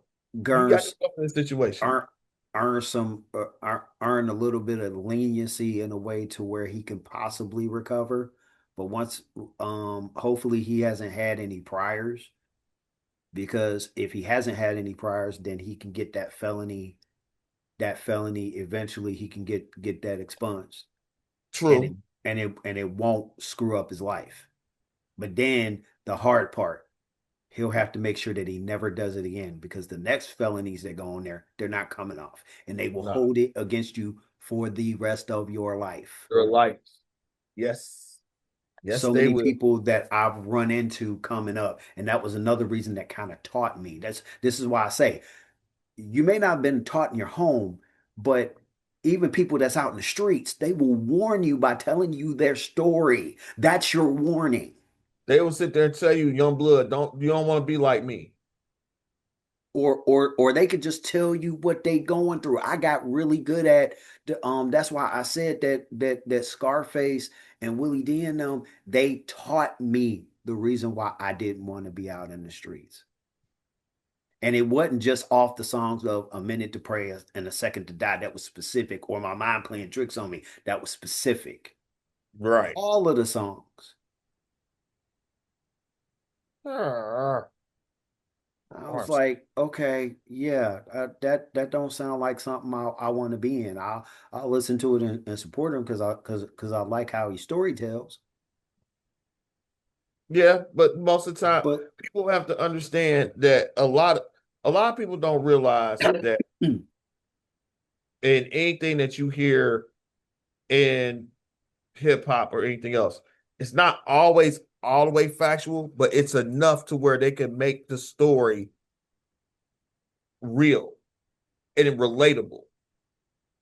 And that's what you're supposed to take away from that. Like, maybe I don't want to do this. Maybe I want to just chill out. Think about it, be just me and be cool. Wow. This hmm. is All right, so we could get to all the fun stuff. Is there anything else in free agency that just made you a little excited? Anything with no, the Bengals? Anything with the no. Cardinals? The Cardinals is being sneaky and they doing stuff. Um New coach. uh all and then when it comes to the Chiefs, I get that you got Walker, but you let Pacheco go? Yeah. But see, you gotta think about it from this standpoint. Pacheco to me was overrated. I think he had that one breakout season, that rookie season, and then Yeah, they never when the used him. offensive line was at its best, but the problem was as the years went on, the line got worse and worse. So his productivity got worse and worse. Worse and worse, yeah. And so they blame him for a lot of that, and it's like, nah, it's not really his fault. Right. It's y'all really suck, but I can't get mad at y'all for sucking because I mean, one, I don't like y'all, but two, I mean, your offensive line has been horrible. I mean, we had one of your pieces that you thought was a mainstay, and he was horrible with us. So Right. it's not like I get it. I get it. Trust me, I get the gist of what they're trying to do when it comes to it.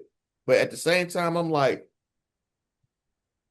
y'all should have just left it alone and just made it to where you did what you needed to do with Pacheco. But they a lot of teams this season, the two things that you're gonna have to worry about this season is how good your defense is and how good your offensive line is.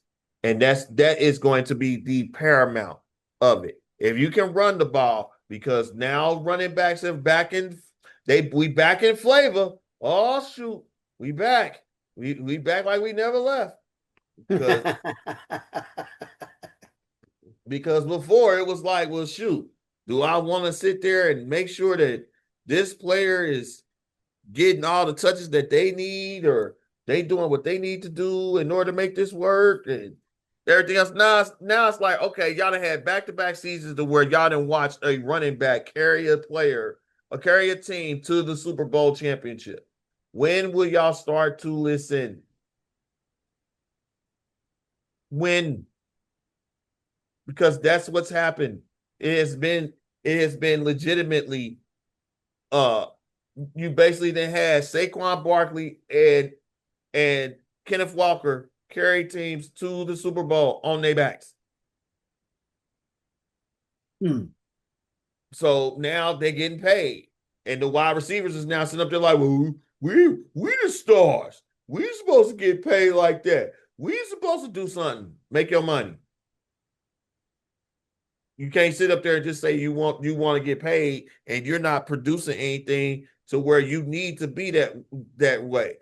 Alec Pierce, Alec Pierce, everybody gets mad about sitting up there saying that they overpaid for Alec Pierce. Alec Pierce came from UC and now is got the highest free agent wide receiver contract in history. Not Alabama, not Ohio State, not LSU, UC. Why? Because you could not deny his productivity on the field, and they couldn't let him go. So what do? You can't. You have to be real with it. They have to sit there and make it to where you got you.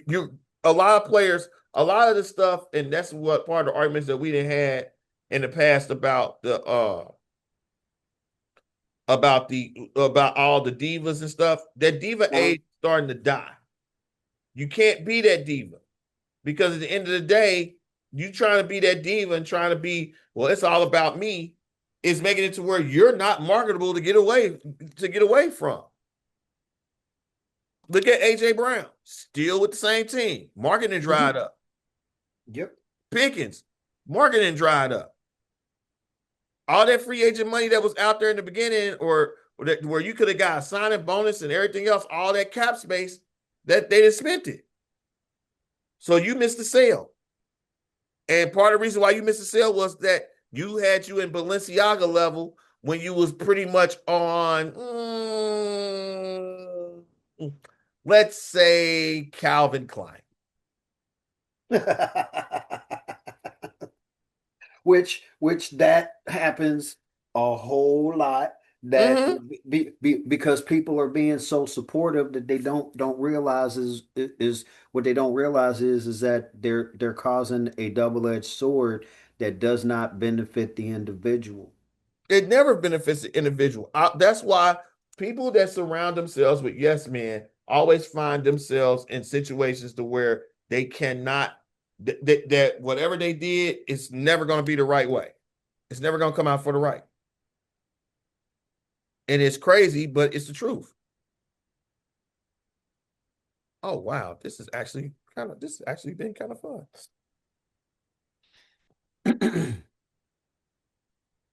Oh my God. All right. So with that, we are going to transition over. I'm dealing with the women's, so we can start with the men's. Um, Oh shoot, I ain't even did the women's. We're gonna do the men's today. The oh, women's, we know who the final four gonna be. UConn, South Carolina, UCLA, insert somebody else. all We know who it's gonna be. And right, if it's an upset, it's gonna be what the hell. all right, all right. In that case, that gives me a little bit more time to play with. But when do they start though? The first four starts tomorrow. I'm talking about with the women. Friday. Their first four is Wednesday, Thursday, and then they start Friday.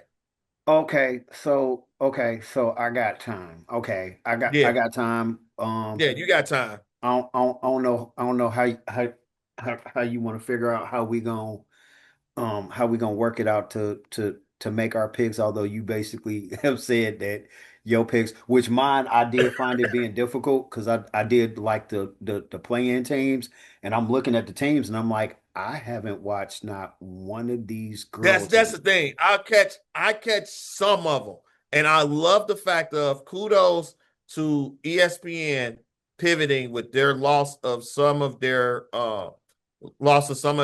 licenses for the weekends to show the women's games in daytime afternoon slots in primetime slots for in order to get some of that notoriety out there too though. They so busy being nice to each other and spreading around the money that it's actually making it more difficult for the fans. Um, in my opinion. So Yeah, but so it's going to be to where with how this tournament is, UConn's gonna take it. I just want UConn South Carolina again just to see the fight. I just want to see the fight. That's it. Because that's what that comes down to every single time. It is who can make it to where they do what they need to do and win it between them two teams. I will say this though before we officially get started. There are a bunch of teams that Um, I'm sorry, we done talked about this before, but they deserve kudos. And I'm gonna go over these teams really quick. Duke, Ohio State, uh California Baptist, and and Yeah, and this is kudos to both their men's and their women's teams. All these teams I'm naming off. Villanova, Michigan State. I saw Gonzaga, yeah. obviously UConn, North Carolina, Michigan, Texas Tech. Who else? Did I see Vanderbilt? I might have saw Vandy. Vanderbilt, Miami of Ohio, The because men both, and the women's got in. yeah, Okay. Uh, the blue chip programs, the blue chippers. Oh, there. Oh, yeah. Wait. We Georgia. glossed over something. We glossed over something totally that was missed in here, and I have to sit. I deserve this time. I deserve it. Oh I Lord. deserve it. All right, what Ding dong, the witch is dead. Who's witch? The wicked witch. Ding dong, Wes Miller is gone. happened? Yeah, I meant to let you had that time. Oh, Yeah. oh my God. Do you understand the message when the announcement hit? And let's call. Okay, I'm gonna jump down this rabbit hole. Give me 3 minutes. Okay. Starting now. Okay. One, Wes Miller. When the news broke also down in North Carolina. Why? Don't know. You don't want Wes Miller to replace Hubert Davis. You barely want Hubert Davis. You want a lesser version of him. He couldn't take the pressure in Cincinnati. How you think you're gonna take the pressure in North Carolina? No, it ain't gonna work. Two, for them to act the way that they did when they fired him, because everybody has to remember, UC was not. What the heck? Hey, did you find the manual? That's Yes, yours or of me? course I found it. Oh, no, I need that. Oh, that's me. My bad. How did that start? Um, UC was still kind of in the mix for a tournament bid. If things Uh-huh. would have fell with certain ways, they didn't really get confirmed out of that they wouldn't go make the tournament at all until like late Friday, early Saturday. Friday morning, he was gone. And they were smart because they post dated his firing to April the 1st. So he's technically not fired, but on the 1st, on April Fool's Day, the fool's getting walked out. If he already hasn't packed up, all his stuff got to be, his eviction notice is already on the door. Everything got to be out of that office by April 1st. And then April 1st, they're going to say, hey, we paid you for your last month. Goodbye, good riddance.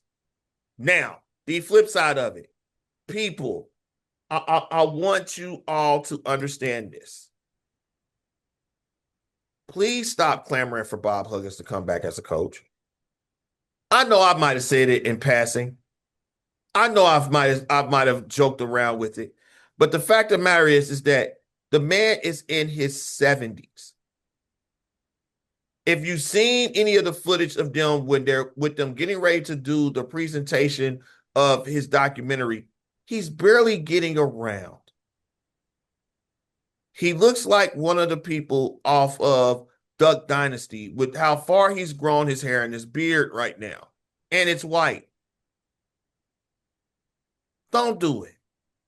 Don't jump down that rabbit hole of nostalgia. Now, there's two candidates that I love.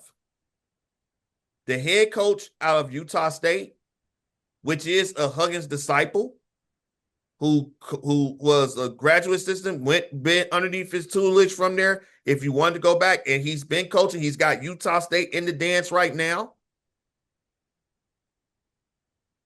And he fits the lineage if you want to do that. And then the wild card, who I felt like they should have hired 5 years ago before all this started. Bring in Van Exel.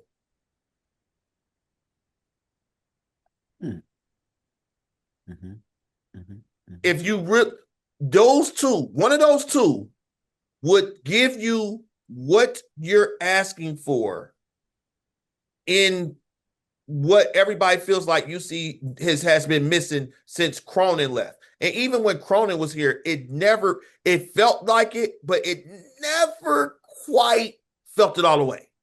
Right. There was that old school. Everything that's old is new again. We back in the Jordan brand. We back in the box with the box shorts, the baggy shorts, the UC logo, even the new jerseys that y'all got. It's nice. Don't get me wrong. You got a better version of Shoemaker. I'm not gonna call it Fifth Third. It's Shoemaker. You bring back the original point guard that got this ball rolling, who has coaching experience in the NBA, to come back and coach home, and he was willing to do it before. Or you bring in the disciple that's showing that he can do what he needs to do on top of there. I've seen Travis Steele get thrown out there. I don't want him. That means he hit all three colleges in this area. Nah, we don't want to pass around. You tried that with the dude from NKU when you brought him over. Look at with Brandon. Look at how that turned out.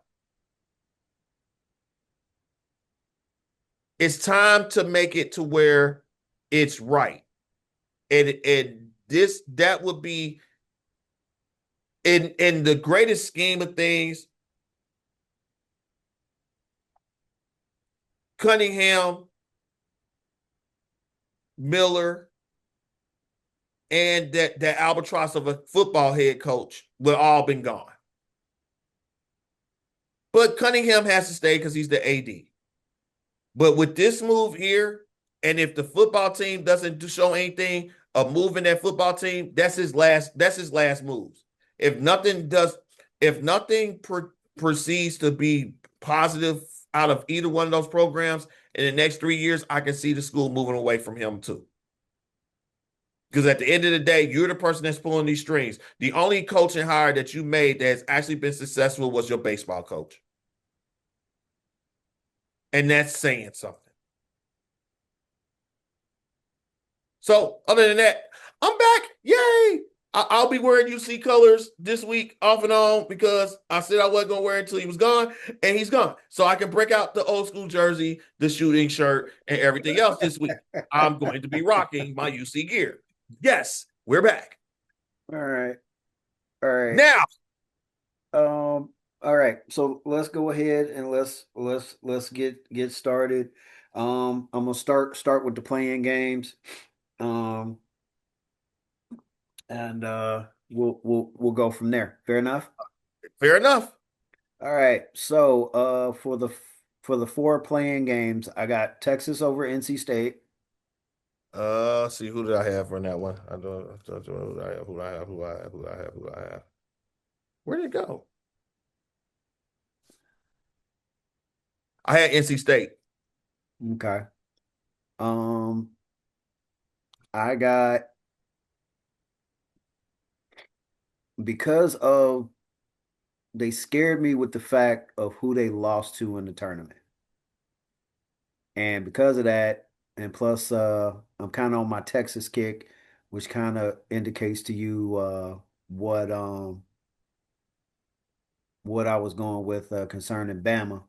Um I'm going SMU over Miami. I am too. And I got Howard over UMBC. I've seen UMBC play. And to me, I haven't seen Howard, but because I've seen UMBC at least a couple times this year, I kind of feel like Howard could mess around and pull that out, even though technically they're ranked the same.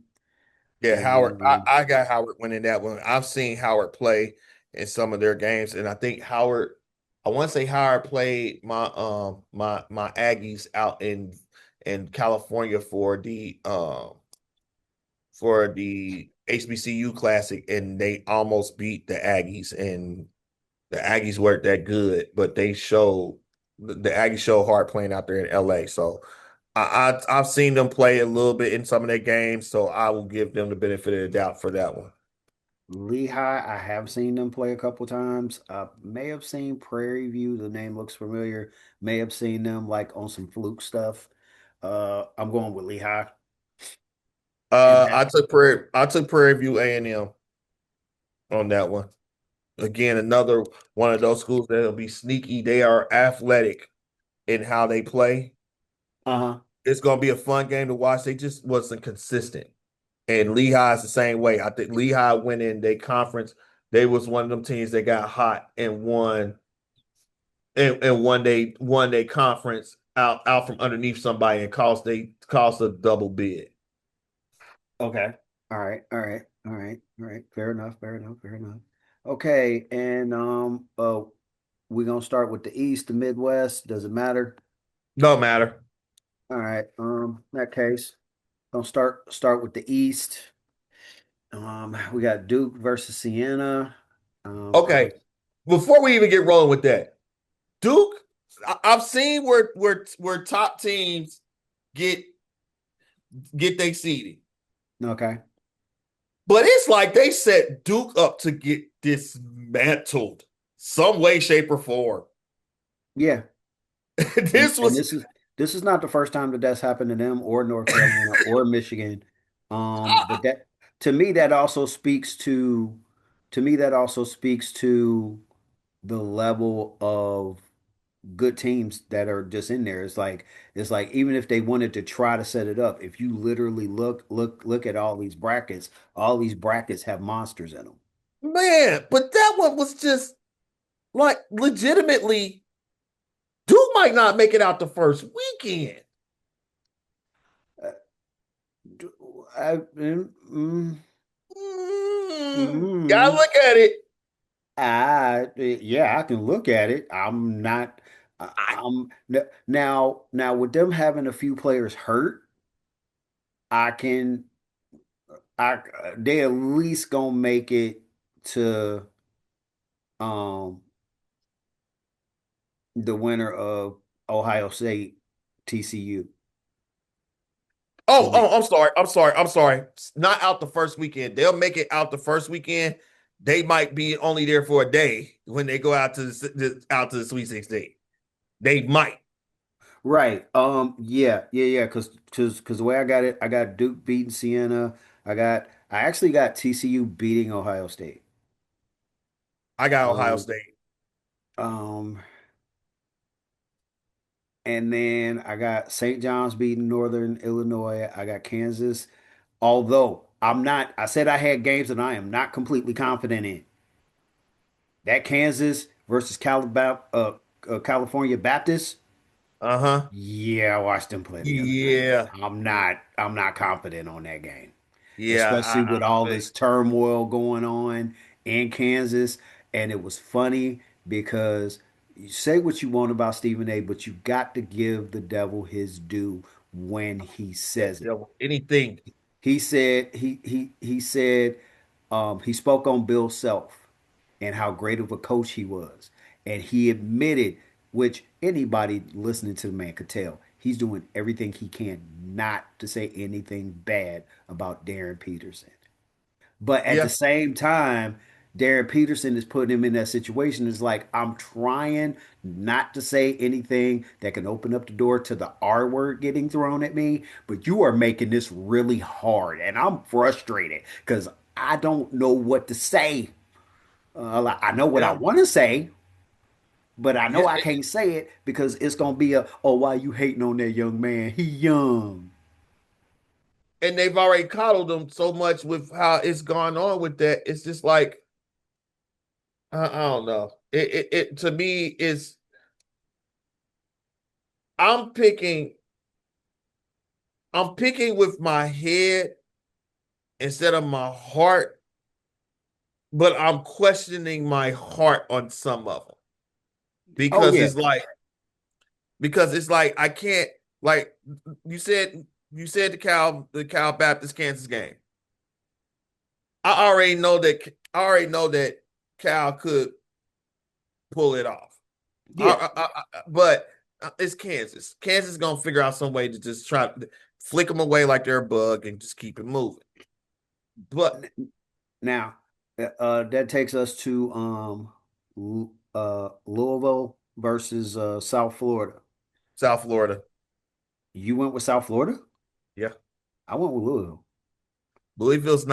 Louisville started out so strong, and they just looked like they just didn't sputter down the rest of the way. I don't, I don't. Something's off with them. Mm, God. So I'm Now like, you done made my next I pick know that's not the whole point not of it. not look so confident. Oh man, why did you do that? You suck. Um, Sorry, I mean, I have to be honest in it. okay. Yeah. And I'm actually and I actually as we go down the line and we move on to the next bracket, I'm actually gonna say something that's gonna hurt my heart, but I gotta be real about it. And I will explain my decision. But I got Michigan State over North Dakota State.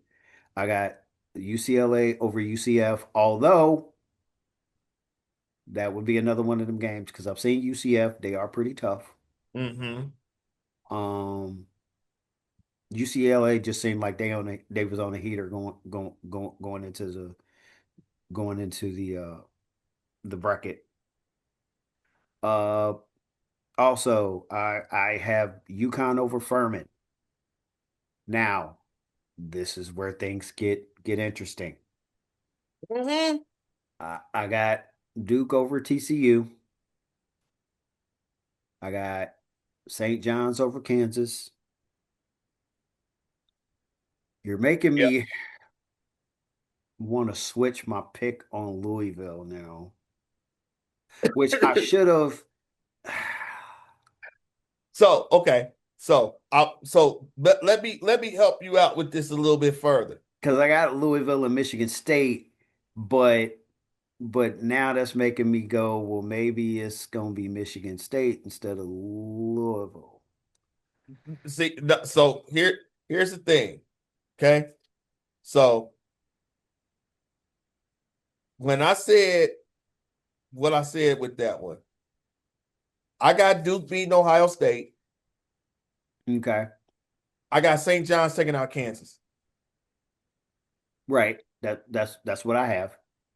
Now, with USF and Michigan State,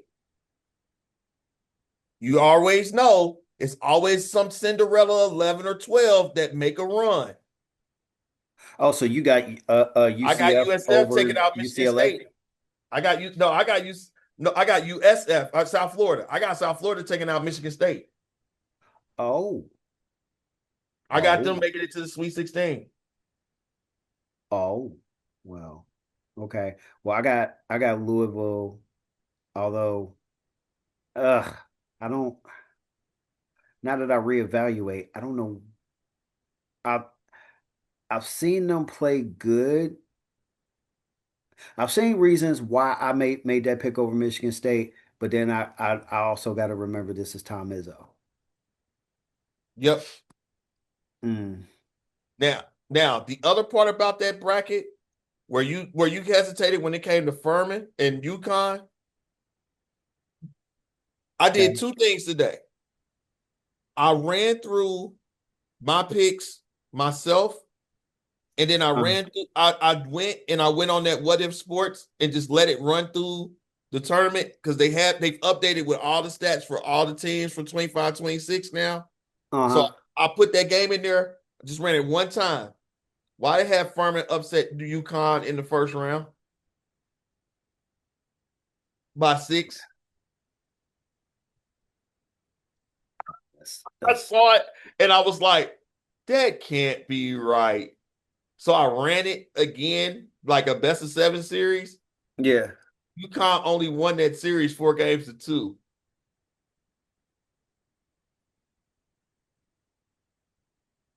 That's a So I'm going simulator. with UConn, right? But that's probably one of the best sims that's out there. And for it to say Furman out of all the out of all the 2 seeds with Queens versus Purdue, Tennessee State versus Iowa State, and Idaho versus Ohio, versus Houston, the only one that did not sweep was the UConn Furman one. That Well, something scares me about that one. Like I yeah. might put $5 on that game Well, and see yeah. how I much I'm. mean, at the end of the day, um, at the end of the day, you got to really pay attention. Mhm, St. John's got their revenge. They did. mhm. St. John's got their revenge. Yeah, And that's what I'm paying attention to when I'm gonna give you the rest of what I actually have. I pick okay, UCLA over UCF. I pick UConn over Furman. right. This and then I'm not completely confident that UConn is gonna beat UCLA, but I'm at least gonna get them that far. And then I have them losing to Louisville to get to the To the Sweet 16. yeah. So Actually, No, to Elite Eight because you got Louisville beating UConn. yeah. Hmm. Yeah.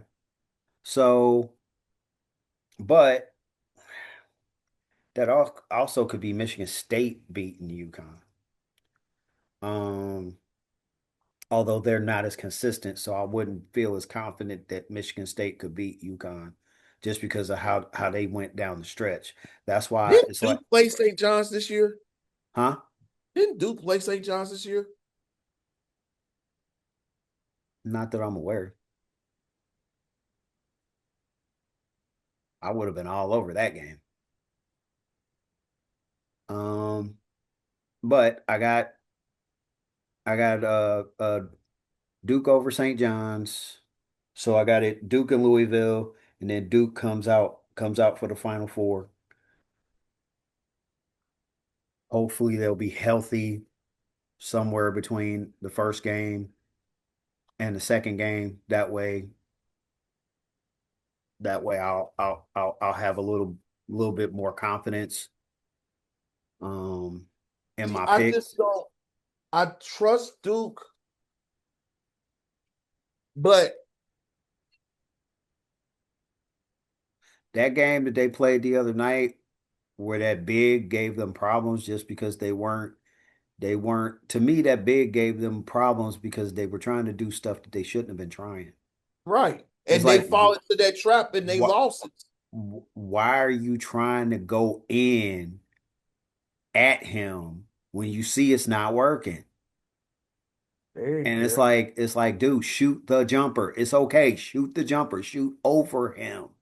Get whoever is he's supposed to be checking, get them to move away from the basket.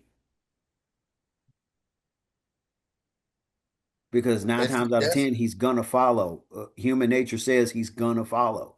Do what yeah. you can to get him away from the rim. Shoot shoot jumpers until in the meantime. There's ways to deal with big men. Going right at them ain't always the way.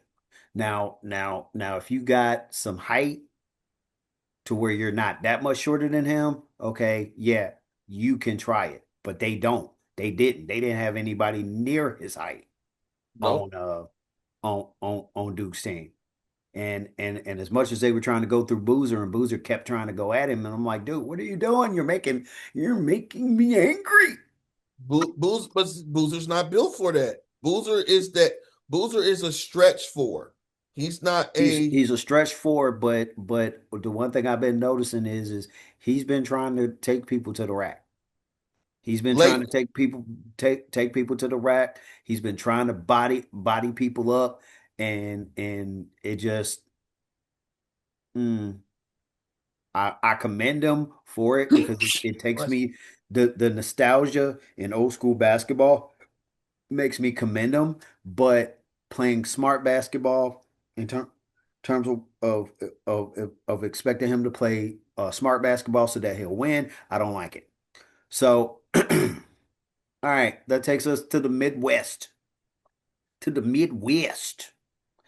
So, Uh, got Michigan over Howard, yeah, Michigan's gonna win that one. Georgia over St. Louis. Yeah. I got That's the other one who coaches up for UC's job. I got Texas Tech over Akron. I got Akron upsetting. Okay. They Uh, always are good for a good upset. Gotcha. Um, um, um, and then I got They got they start. They ain't got they somebody hurt. JT Bama Thomas. should Yeah, it Bama should at least be able to beat Hofstra. yeah. Bama should be Hofstra. I will give you that one, Ten, especially but with that Tennessee situation. and SMU. I got Tennessee. Who did I have for that one? Huh? SMU. You Okay. always have one team that comes out of that first four that goes on a run. Okay. And they are technically a Texas team, so Yep. I am I am kind of surprised that I didn't pick them, um but I got Virginia over Wright State. Yeah. I got UK over Santa Clara. Nope. You think Santa Clara. wow? They tough. Santa Clara's tough. And this their first time back since Steve Nash was there. Santa Clara might shock you. Steve Nash, the coach. Nah, Mm. Steve Nash played for him. Oh, And then you got, and then Iowa State. Yeah, Iowa And State then gonna I got Iowa State over Tennessee State. they're gonna take out TSU. Now, I got Michigan over Georgia. Yeah. This was the one that I told you I changed because I in my head I went, I'm gonna pick Bama over Texas Tech. But then I went, no, and I picked Texas Tech. I picked But Texas Tech okay, over Bama. so here's my question though. What has Texas Tech really shown since JT Toppin got hurt? Not that much. True. That's why I didn't. That's why I said Akron. Akron coming off of the heater that they on again. Texas Tech has not found their footing since Toppin got hurt. They've been kind of meandering around. What do they want to do? So Gotcha. that's why I went with them. Now with Alabama's situation right now, that guard play, Akron's guards is going to try to come at them, but I think Alabama still has enough to get past. Gotcha. So the hope is dude figure out who planted that pound of weed on him, and he can come back and be able to he can be able to come back and come play by the Sweet Not 16. to not to not to somebody planted it on him. And that's the other sad part about that. Stuff like that, unless it was somebody he personally knew, Right. the cops don't have to do that anymore. And a lot of the cops are smart enough to understand that they don't have to do it anymore. That Dude, they they put him, they gave him they said a tag on it. So basically, like, if he wasn't going to tax it, it's like a barter tag. I'm like, what type of law is this that you charged him with? Because you got him for intent to distribute. It did say basically he ain't gonna pay a tax on it. What is this? I gotta do more research. Because when you first read that accusation, it's like, who called the boys on you? Who? And it's funny how it happened right after the tournament was announced. and And this is why I say, how many times do you get caught in a trap? How many times do you see others get caught in a trap?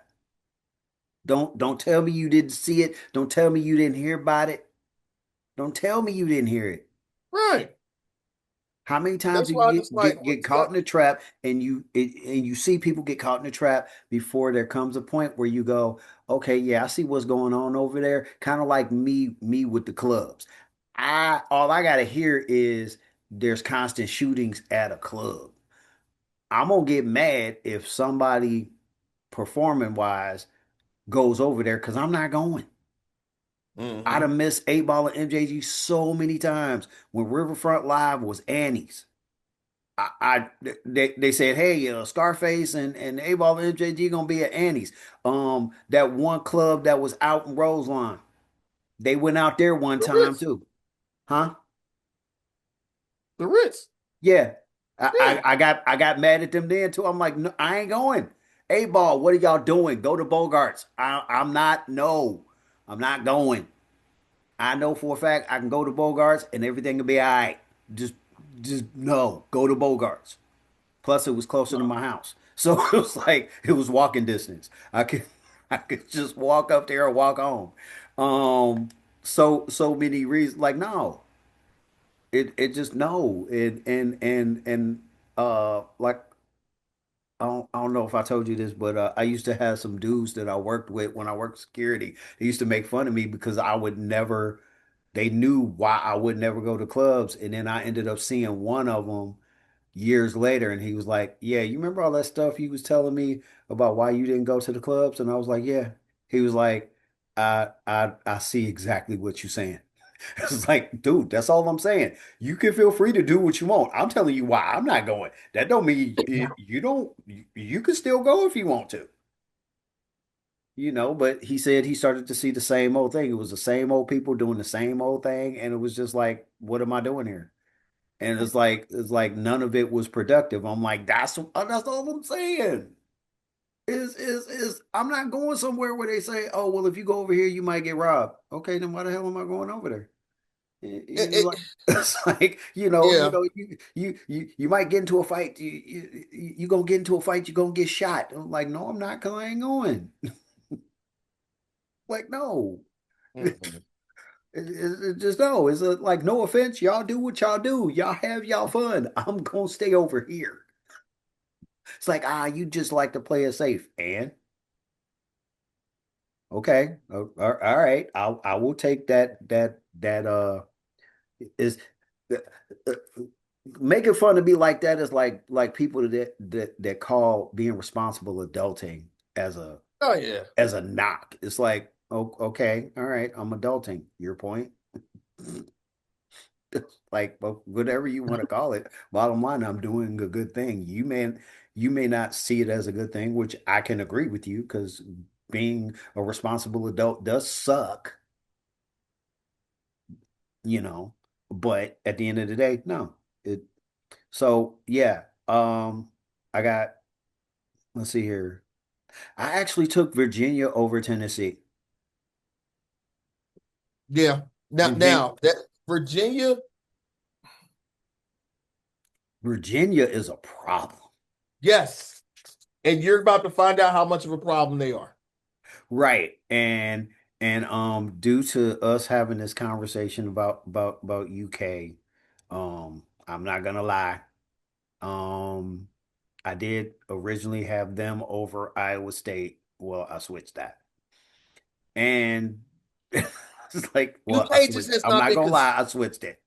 yeah, Um, UK has just not been consistent. It's like right, they good, they beat somebody, then they lose to somebody they shouldn't lose to. And you like, for real? right. And And it's constant. It's that back and forth. I can't do back and forth with that. and Iowa State, they are a problem. Iowa State is another one of them teams that is a problem.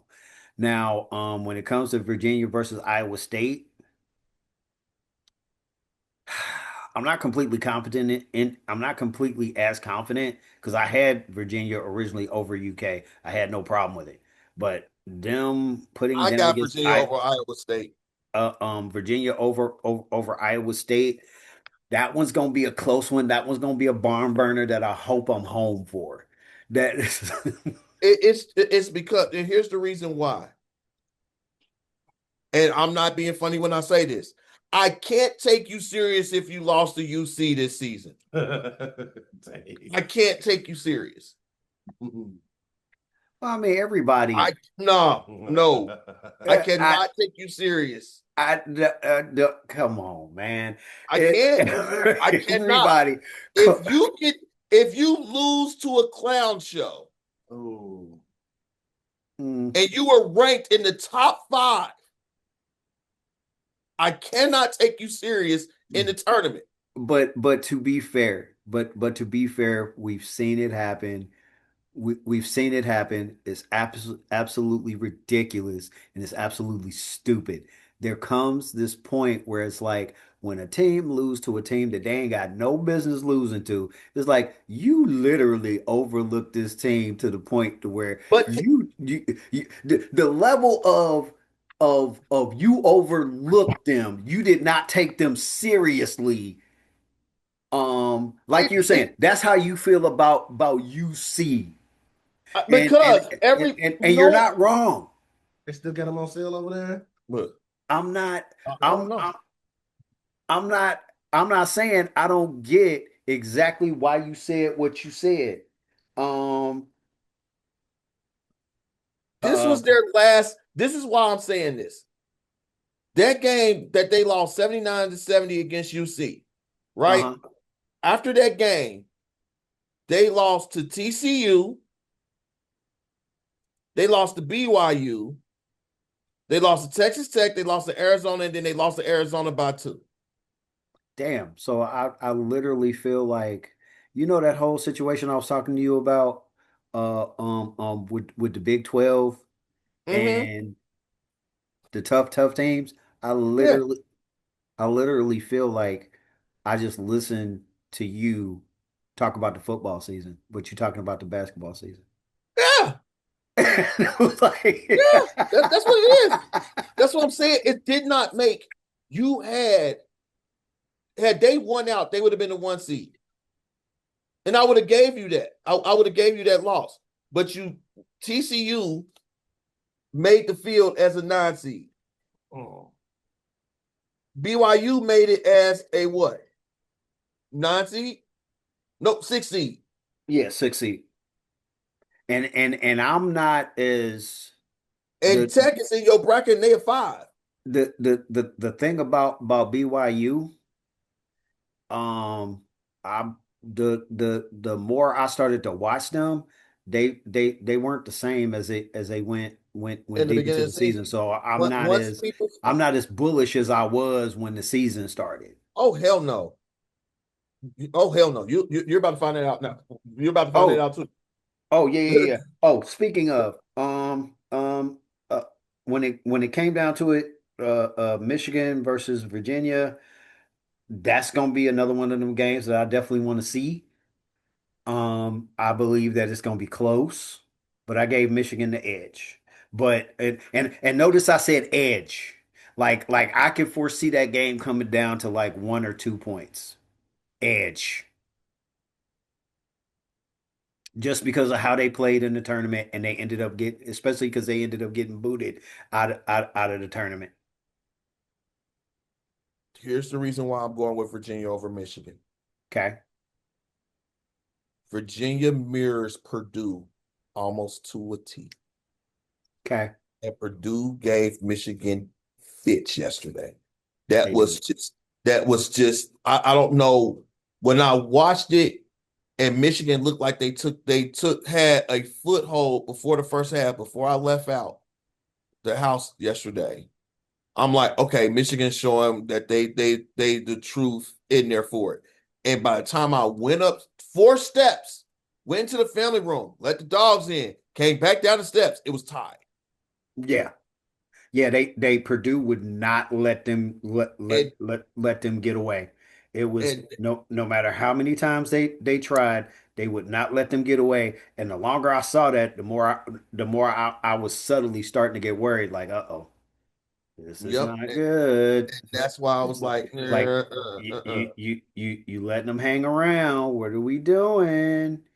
Um, and yeah, then it happened that they lost the game, and it's like, oh, okay, well, all right, well, it is what it is. And that's where it gets really dicey in terms of ooh, I can watch hockey. No, you know what? I ain't watch the Red Wings this year. We're gonna watch the Red Wings right now. My they're bad. pretty good right now. Um, They still battling for a playoff spot, I believe. yeah, we gonna. All right. Um, All actually, right, so we knocked out the East, we knocked out the Midwest. Where are we going? we're gonna go into the West. West West Side. side. All right, so we got Arizona Oh, over this. LIU. You talk about brackets that it's like, oh my God. This one wasn't as bad for me. Yeah, this one was kind of, matter of fact, that moment, I'm gonna tell you the moment where you kind of saw me over here and I was kind of like, dang it. I was grimacing. We gonna get to it. It wasn't in this first bracket. It was more towards the end. It was more towards the last sets of games towards the end. So I got Arizona over Long Island, Villanova over Utah State. Yeah, I'm not confident with it, but I got Wisconsin over High Point. I'm not confident with it. I'm not, but I took Wisconsin. Arkansas over Hawaii. Hawaii Yeah. looked pretty good, but um Arkansas is scrappy, and I don't know if Hawaii's gonna be ready for that. It it might be a good game, but I still see either way it go, whether it's a good game or whether it's a blowout. I see Arkansas coming out on top. So so hopefully it's a good game because the real close games as we talked about last week is that's that's where it's at. Mhm. So here's where things start to get interesting, based upon what we just talked about with BYU. I got Texas over BYU. I had NC State over BYU. I don't trust BYU because I had NC State over Texas, but I don't trust BYU. NC State over Texas. Yeah, in the playing game. Oh yeah. That's right. My bad. I was like, wait a minute, NC State, huh? Yeah, so we both Okay. we Yeah, both yeah, had yeah. BYU getting taken out. Yeah. I So don't trust them. I just don't. I wish they would show me more instead of Adabonza, and that's the problem. if Outside of Adabonza, they don't if have they anything. knew if they went back to playing together like they were towards the beginning of the season, where you had to worry about everybody, including um Bonza, the Bonza. Mhm. That's what's killing it for me, and it sucks because I definitely like them. They're still a talent. They just their ability. I'm guessing like the when the when the defense ratchets up, decisions get made. Right. So so with that, I got Gonzaga over Kennesaw State. Yeah. I got I picked Mizzou over Miami. Not completely confident in it, but I picked Mizzou over Miami, and obviously I picked Purdue over Queens, which I had to do a double take. I'm like, Queens, where is that at? Yeah. Um, it's like it's like okay, all right, we got Queens in there. Is that in New York? Like, where's that Yeah. at? It's Queens. No, North Carolina. Oh, ain't that about nothing? North Carolina just being all up in it, Duke, Hmm. Duke, North Carolina, and then now Queens. All right. Anyway, so I got Arizona over Villanova. Should be should be a good game. Arizona just been showing just how tough they are. They've been winning some grinders. And I like Villanova, but I don't know I think if Villanova's a year out. I don't know if they're as tough. Now, if they had played Villanova last year, I would have had a hard time making the pick. Because Villanova last year, they was they were Yeah. It, especially after they star found his footing. After they star found his footing, then they became something to reckon with. But during the middle of the season, when he was having a hard time figuring it out, and I was laughing at the analysts because they kept hyping him up. I'm like, why are you hyping this man up when it's clearly just not there right now at this moment? So, what was that? I just had a note come across my feed that I'm shocked and appalled at. Uh-oh. All right. Zion Uh, Williamson has played his most career games consecutively in his NBA career, how many games is that? 35. That's the most games he did play consecutively. There is a whole thing on Sports Center on Instagram that just popped up in my notifications touting his work ethic in order to stay healthy this season. And back to the tournament we go. Yeah. Yeah, I quite frankly, I would rather talk about SGA and him beating Wilt's record before I talk about something like that. I mean, it's an accomplishment compared to what he was doing, so I won't completely knock it, but it's No, you like stop chasing porn stars. I'm not I'm not Yeah. gonna sit up here and act like with all the other players, like even the role players and the backup players that are doing that plus. No, I'm sorry. I It's like, okay, that's great for him. Hopefully he improves on that. And it is what it is, whatever. Um so let's see here. I picked Arizona over Bill. You pick Arizona over Villanova. Oh, I already went through all that. I picked Arizona over Arkansas. I'm not completely confident in it just because of Calipari. I'm not completely That's that when I had Arizona's run ending. That guard for Arkansas is just nasty. And okay. I don't know if they can handle chasing after him the entire time. Right. Their level of defense, I don't think they're going to be. And that's what's making me give them an edge. It's gonna be a good game. I'm definitely gonna be down to watch it. I hope that I will be home so that I will be able to watch it. You will But be able to watch whatever you want to. I have the app. yeah, but as of right now, I'll be able to watch it because as of right now, I don't have a gig. I need to hurry up and find a gig. Right. So But either so way, put some earbuds in. This is the games. That's what I'm gonna be doing. I'm going to be acting like I'm working every day. And we're if I kicking have a students job out on where I can get Thursday. away with that, then yes. But we're kicking, that would be the question. Will I have we're a letting the job that students out will be early on allowed? Thursday. We're Huh? letting the students out on Thursday. I'm already calling it. We're letting them out on Thursday because I'll be watching it right up here in Israel. Yeah, we won't be watching the game. It's going to be All going right. down. I ain't going to be I, trying to lock it on anything. All right, Gonzaga, Purdue. Who you got? I'm I saw who I picked, but now I'm trying to figure out why I made that pick. You Judging picked up. based upon what uh,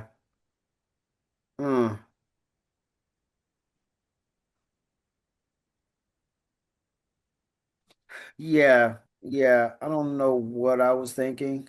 Now, my luck, I'm gonna turn around and my first answer is gonna mess around and be right. But I'm gonna pick Purdue over my original pick, which was Texas. And then, oof, oof, uh, that may make me reassess my oof. One versus two. They gave Michigan fits. All right. I got Purdue in the Final Four. That's not what I originally had, but actually, you know what? I, mm, yeah, yeah, yeah, yeah. Um, All right, brother. Yeah, I got you. What? ooh, Ooh, ooh. That makes everything a little bit more. Ooh, makes everything a little bit more spicy. what? We'll talk about it when when we get to the final four. Okay. Yeah. Yeah. So Watch this come back to bite me in the butt. All right. So we're gonna go to the South. All right, so Florida wins. Yep. Florida. I got Florida, Iowa, Vandy. Not confident on Okay, Nebraska. so wait. Upset McNeese.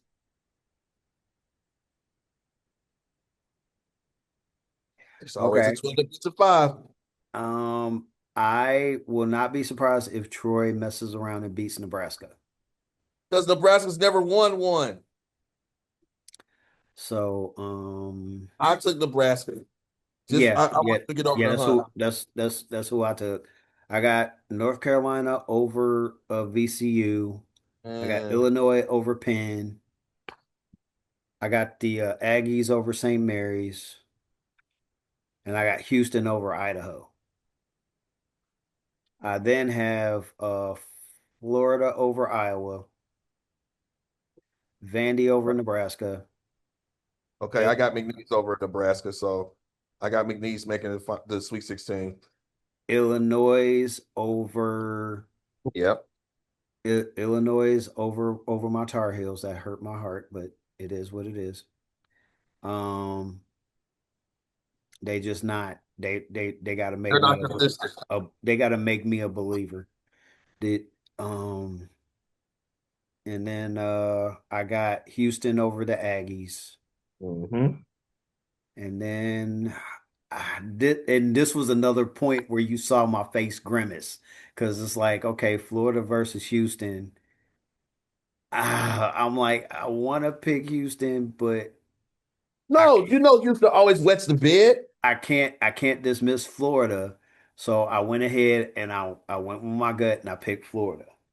Yep. So so So your so final yeah. four is who? Um, my final four is Duke versus Florida, and because of the revise, it's Purdue versus Michigan, the rematch. All right, so my final four is St. John's versus Florida and Purdue versus Virginia. And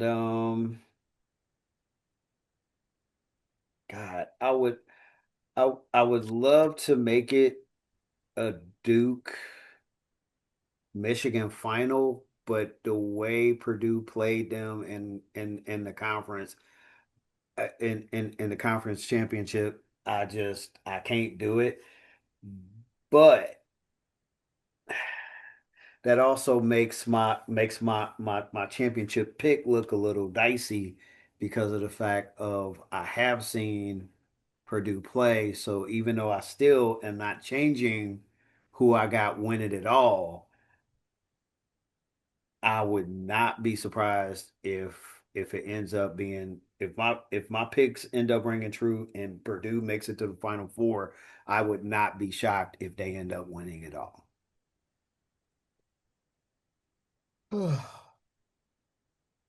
Which would kind of hurt me. Well,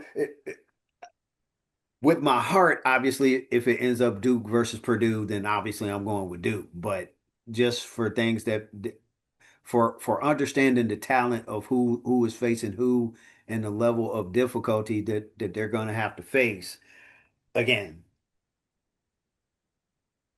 my brain of paying attention and respecting good teams says that Purdue could mess around and just shock the entire world and put the entire world on its ear. Um, so yeah. Dang it. Yeah. So what were you looking at? Because I noticed you kind of my last little bit, everything kind of went quiet on your end. So my heart is telling me St. John's, Purdue. My head is telling me Florida, Virginia. Florida, Virginia. Oh, wait, So wait. I'm going to split the baby. I'm going Florida, Purdue. You're going Florida, Purdue. So Florida's gonna beat Duke. No, I had St. John's. Oh, I okay. had Duke. I had Duke Florida's out. gonna beat St. John's. If St. John's makes it to the Final Four, I I That's why I said my if St. John's makes it to the Final Four, the only other person more consistent about if they make it to the Final Four, they probably going to the championship other than Coach K is Rick Pitino. yeah. That's why I said my heart is saying St. John. My head is saying Florida because Florida's been there. I'm going Florida, Purdue, but I don't have Florida repeating. I got Purdue. It's been a weird year. Here's the other part of it that people fail to realize. The Final Four is in Indianapolis. Okay. Purdue's at home. Pretty much. Purdue's at home. Yeah. And with Indiana at the rate that Indiana has been going this year, yeah, I could see Indianapolis being a little bit of a rowdy place. Yeah. Yeah, now that you I just if Purdue makes it, that's the whole thing. If Purdue can make it back to Indianapolis, nothing is stopping that train. No pun intended. okay. And I think that's the focus. It should be Florida's fighting to repeat. St. John's is basically trying. If St. John's gets past, I'm sorry, and then St. John's. The reason why I'm saying that with St. John's, if St. John's goes on this run, that means they took out Kansas, Duke, and UConn. They took out all the blue bloods. Well, here's the thing. On your end, UConn made it that far. Whether it's Michigan State or Louisville, I don't think But see, and I love UConn, and it hurt my heart not to have them going forward.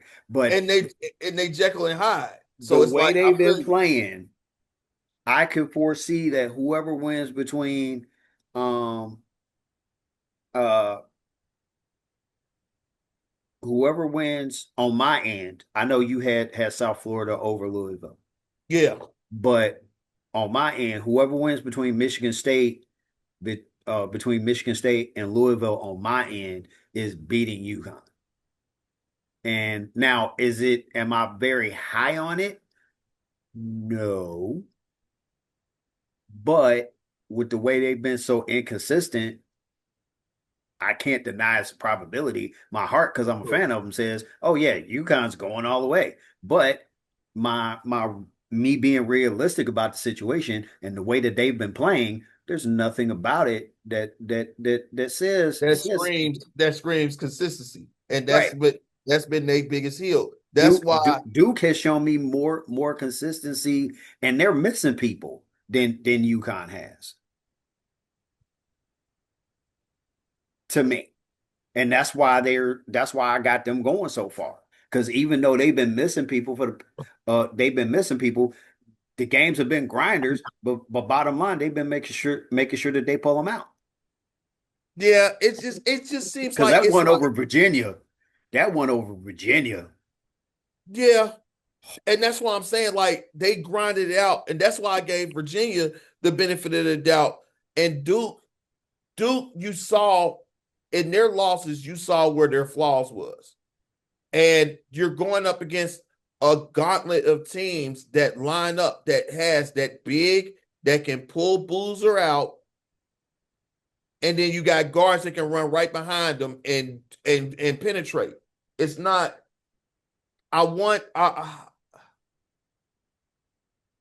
Duke doesn't scare me.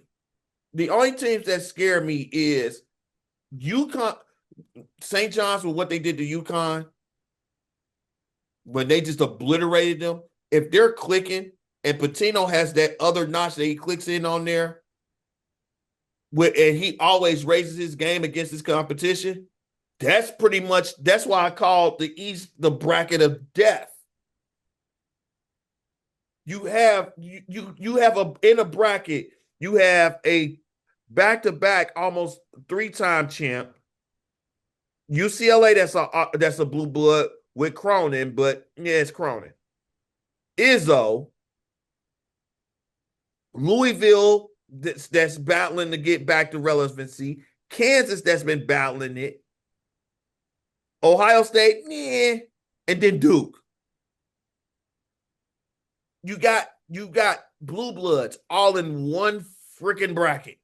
And like I've been trying to tell you, and it's kind of coming out even in college basketball. People better watch out for these Texas teams. Oh yeah, because they starting to come out of nowhere now. TCU, SMU, Texas A&M, and it's like Houston. It's like, good Lord, man. So yeah. Let's see here. There was one last thing that I forgot I wanted to talk about, but for some odd reason, I can't find my other phone. What the? There it is. Uh-oh. There it is. So, um,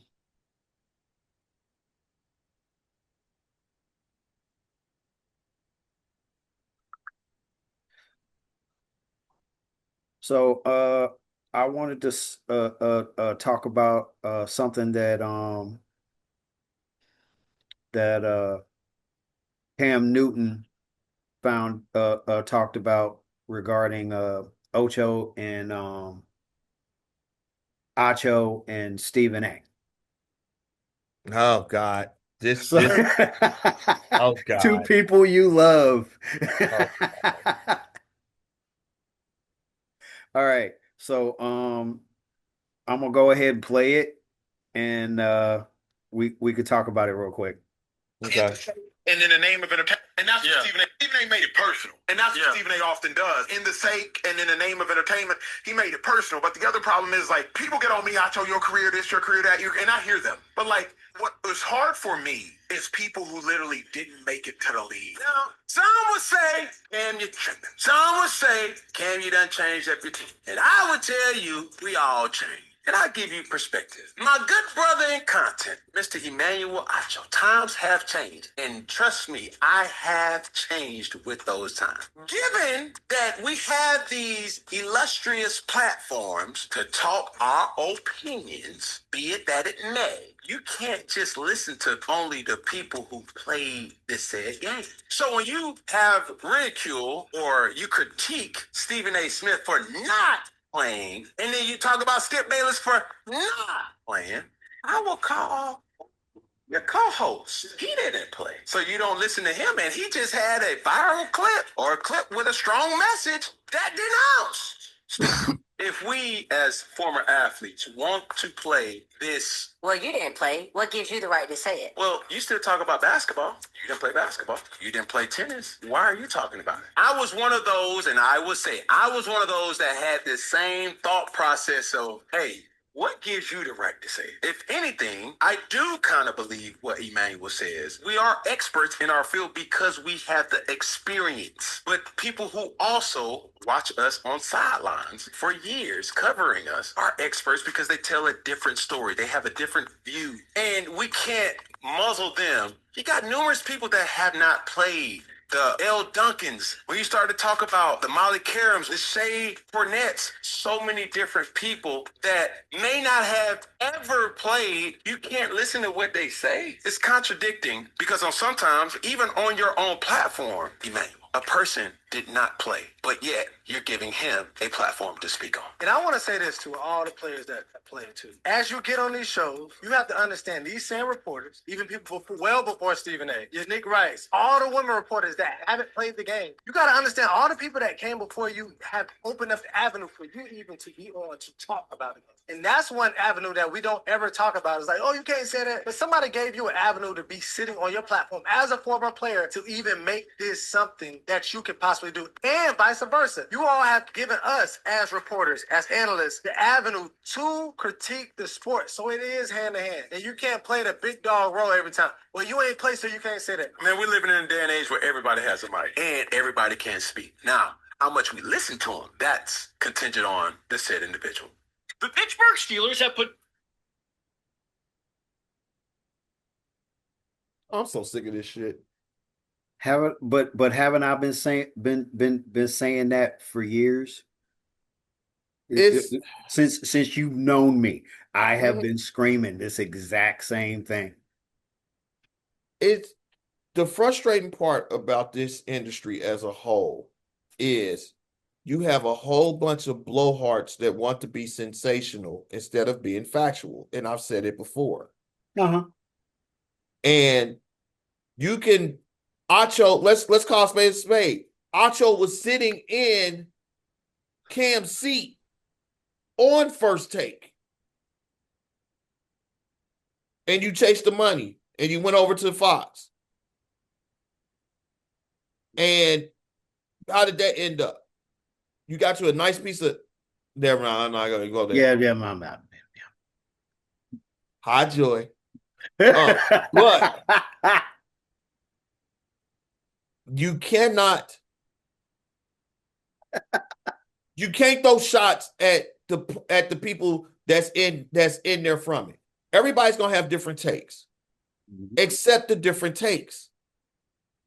Just because I can't hold it over nobody's head that I played that because I played football, or I might have played basketball, or I might have played baseball, or I didn't coached basketball, football, baseball, things like that. I can't hold that over nobody's head because there are journalists that has studied it, that's done the research for it, and or has the connections to where they can break stories off of from the people that they had met, and they went through the same thing that I went through the trenches. They might have went through across the catacombs.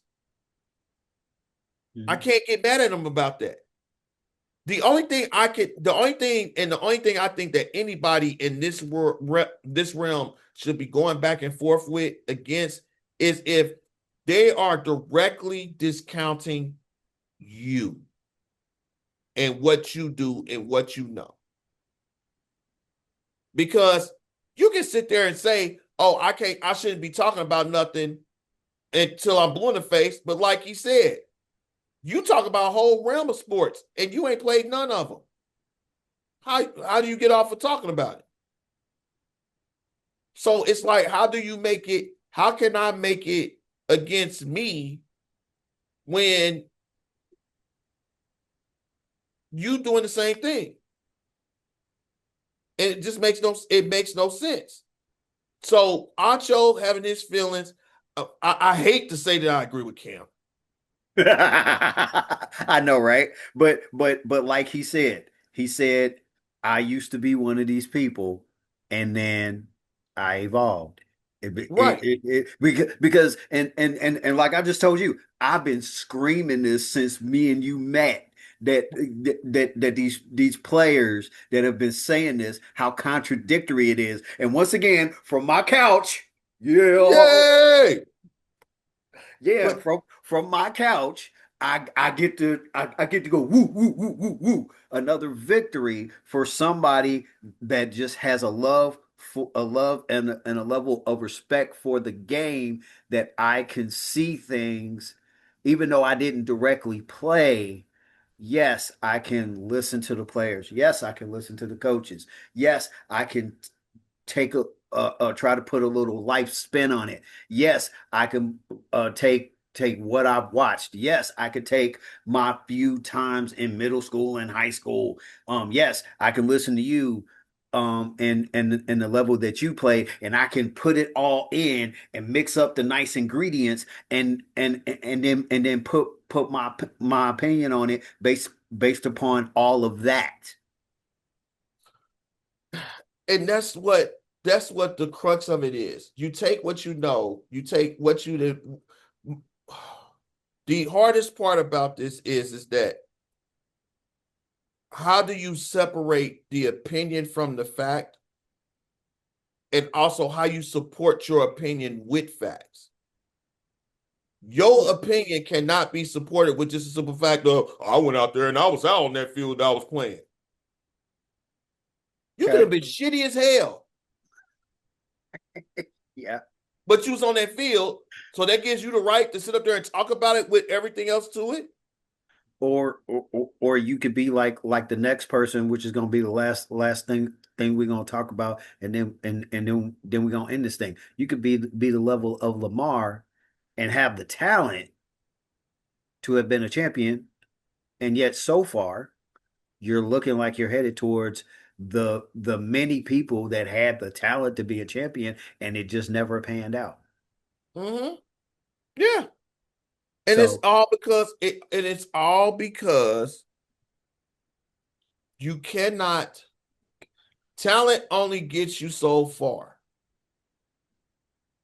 I had this discussion.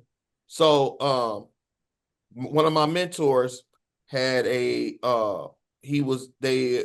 of his friends had a little DJ set that they do down at Northside Tavern.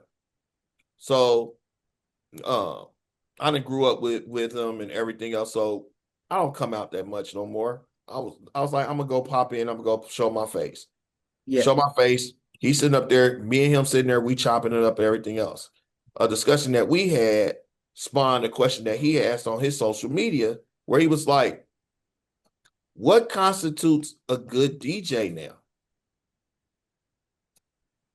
And that's a debate that I've heard on social media with like top of the line stars and up and coming DJs that's in there for it, because the game has changed.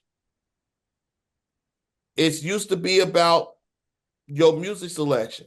Now it's just knowing the crowd. And if the crowd knows you, and you can sit there and play the exact same set every single night at a club, as long as it's different people, they ain't gonna know. And some of these DJs now are to that point to where they grab their laptop, they grab their controller, they have their presets, and the creativity is them hitting a button. That's it. That's all the creativity you get. Versus hearing people, newer DJs sitting up there saying, oh, people in the club don't want to hear nobody scratching. They don't want to hear a DJ scratching. They just want to hear the song, go into the next song, and go to the next song.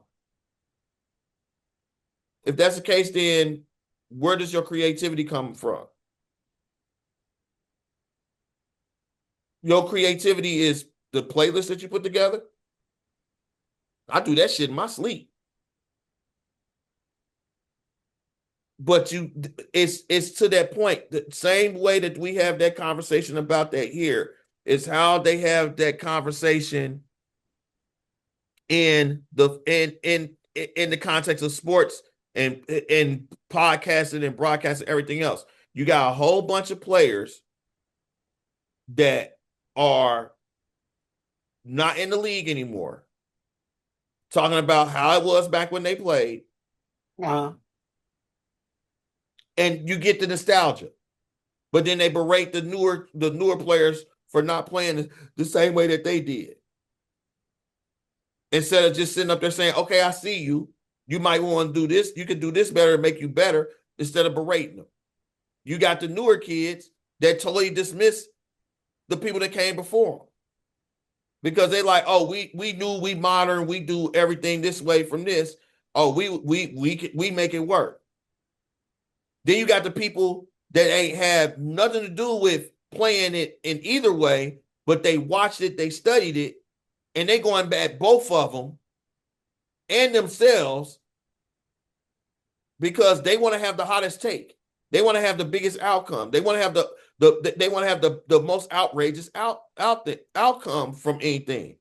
And that's what freaking sucks. Like I text you today when you sent me that when you asked me about something that was in there, and I said it exactly how I feel with it.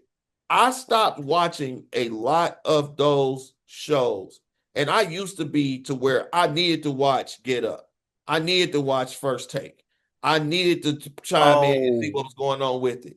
To put it into context, I sent you some reactions, but I didn't fully. I should have put Jeremiah Love's whole name because what happened was on Get Up.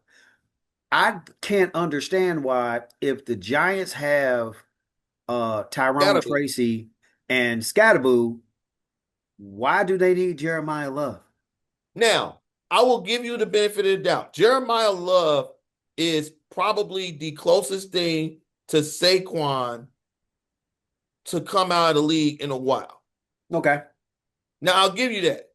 But what happened with the Giants and Saquon?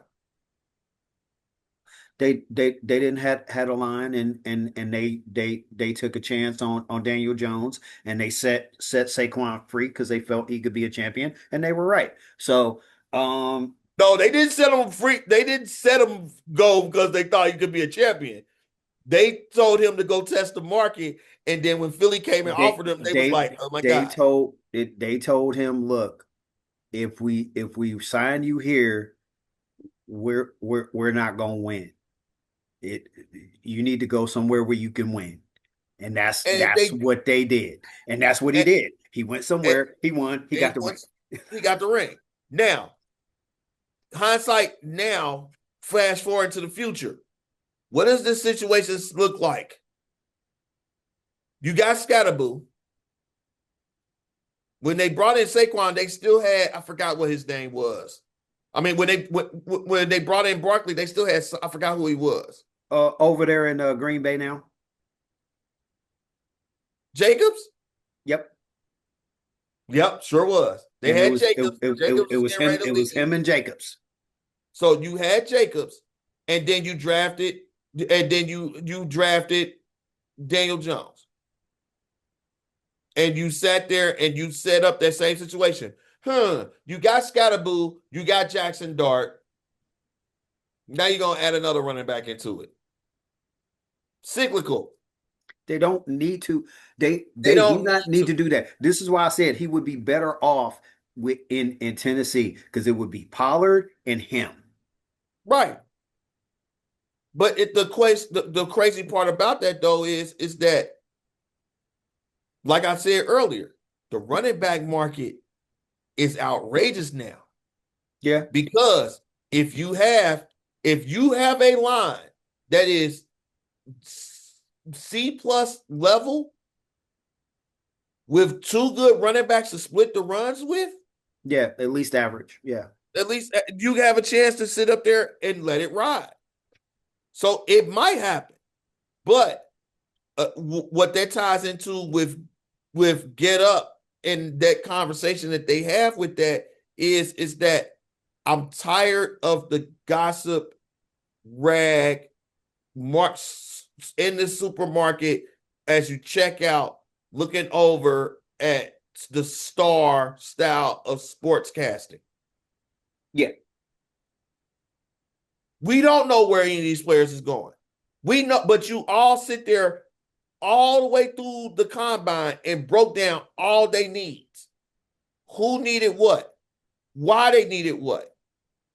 Why in God's name are you going to throw out something now that's totally against anything you talked about beforehand?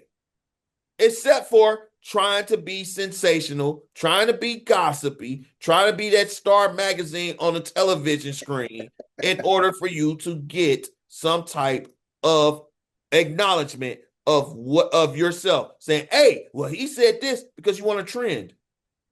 Yeah, That's all it is. yeah. And that's Now, what like I said, it did make sense to me. And I'm like, they already, and then even in your explanation, you literally said what I was saying in my head. It's like, well, they got Scatterboo and they got Tyrone Tracy, and now we get to the part of why they need Jeremiah Love. Why? because it sounded good. It just it sounded good if it sounded good It sounded good when I said it. if you just want to hear something. If you just want to hear something that quote unquote, as you said, sounds good, okay, I'm with you there. Okay, you said something that sounds good. Here's the problem. Is that what they need? Do they need another running back or do they need another lineman? They Do need they a need line. another running back or do they need another something else on defense? Do they need another wide another do they need a B wide receiver? And here's the thing. Here's the thing. You want to know who I would listen to now before I would even listen to the national shows now? Log into the sports radios in them areas. Hop on Sirius XM. Turn on they things. Go on iHeart. Listen to their sports talk radio stations in those areas. Hear what they talking about. Because ain't none of them talking about them taking a running back. Right. No. And it's just, it Hmm. makes me the only person, and I think I sent it to you last week. The only person that I listen to what they say, because even when they bullshit, it's comical, but for the most part, when they talking, they're speaking from both that combination of what we just talked about with Cam Newton, from Right. being a player and understanding it, and being a media pundit at the same time and can balance it, is Ryan Clark. That's the only person I can sit there and listen to. Because even when he Okay. did his spiel, when I sent it to you last week, when the one commentator got on there and was talking smack about, I think, about Jordan's legacy, and he literally did one of my moves in the middle of the show. I think it was on First Take. It He sat was. there, he rocked his head back like, and said, I can't even believe that you gonna sit here and even say this. And you gotta remember, he's And a football player. And and the thing he handed dude who is an NBA analyst his lunch. and yeah, because he also said something about brought up Kobe, and not only did Ryan Clark go at him, but Stephen A got on him too. But Yeah, then they had to, what they didn't understand was they literally ended up saying what he was saying, but while saying what he was saying, they took it in another different direction that he wasn't even trying to say. and see, they didn't show Now that there part. is that part. Now that is that part. They just jumped on the fact of because they were talking about the 83 points thing. Right. And then dude brought up Kobe and how people didn't remember, which I've even spoke on this. Let's honestly remember Kobe's reputation. That nickname Black Mamba was just not that wasn't just for how he was on the court. That was because of his attitude and it had a Yeah. negative connotation to it too. Right. And But so see, let's keep it real. Let's keep it real in context, but even on that subject, here's the bottom line. They both play teams. The details are a little different. The defense for the Raptors broke down in the second half, whereas the Wizards defense broke down when the game started. And right. And Jalen Rose's story about that whole game set there is still hilarious to this day. Because he said they always look at each other like, what can we do? We right. playing, we trying, we can't stop them. Now, like I told you, if there was any game where you wanted to call something out that the players was letting somebody get off, especially if you're gonna bring up Kobe's name, then that would be his last game against Utah. And see, even that one, people don't realize that game was tooth and nail all the way to the end. Right. And then out of nowhere, it was like somebody like injected him with some Red Bull or something. Cause all of a sudden he just turned it on and he was hitting everything. And it got to the point to where you literally saw players every time he had the ball and he would go for a shot, they would just stop. Yeah. You saw it in their face. It Like was like literally the everybody camera realized, angles. It's like everybody was like, he's in a zone. and that's not what was happening with Bam. Because they were trying. They were like literally, they were hanging trying. off of him. They were And they like, no. They were literally hanging off of him. That's not somebody trying to let somebody do something. They were actually trying to stop him, but to the level of the fact that he looked like Andre the Giant in some of the movies that he played in, where he had guys hanging off of him, trying to stop him. Right? You want to play with me? And Andre. right. And so yeah. All right. All right. Last one. Absolutely last one. This was the speak easy one. We talked about where the moderator went off because he's tired of getting gaslit for telling the truth about players. Oh, Best running backs of an entire generation. I think Lamar is incredible. And if I say that he's turned the ball over 11 times in 8 games, I'm a hater. Y'all can't gaslight me. Stop it. Lamar is incredible. Don't get me wrong. I'm not saying that he's not. The reason why they have not won playoff games, numerous playoff games, is because he turns the ball over. Lamar Jackson is undoubtedly one of the most talented players that I have ever seen on a football field. As a matter of fact, I would say he's the most talented player to ever play the quarterback position in the NFL. Point blank, period. He should have Super Bowls right now because he's had elite defenses on the other side of the ball. And he's turned the ball over more than other quarterbacks in those same positions have. Sam Darnold wins a Super Bowl this year. How many turnovers did he have, Emmanuel Acho? I don't think he had any. He had 0. He had none. I'm tired of it, bro. If you have one of these insurance. all right, and they premised it with is Lamar out of excuses or has he never gotten them? Which I don't know why they put that last part on there. Lamar's gotten too many excuses. The exact thing. Here's the facts, folks. And you can sit there and let me have it after this fact. I don't care. Sam Darnold won a Super Bowl with no turnovers. Joe Burrow went to a Super Bowl being sacked the most times at the time in NFL playoff history.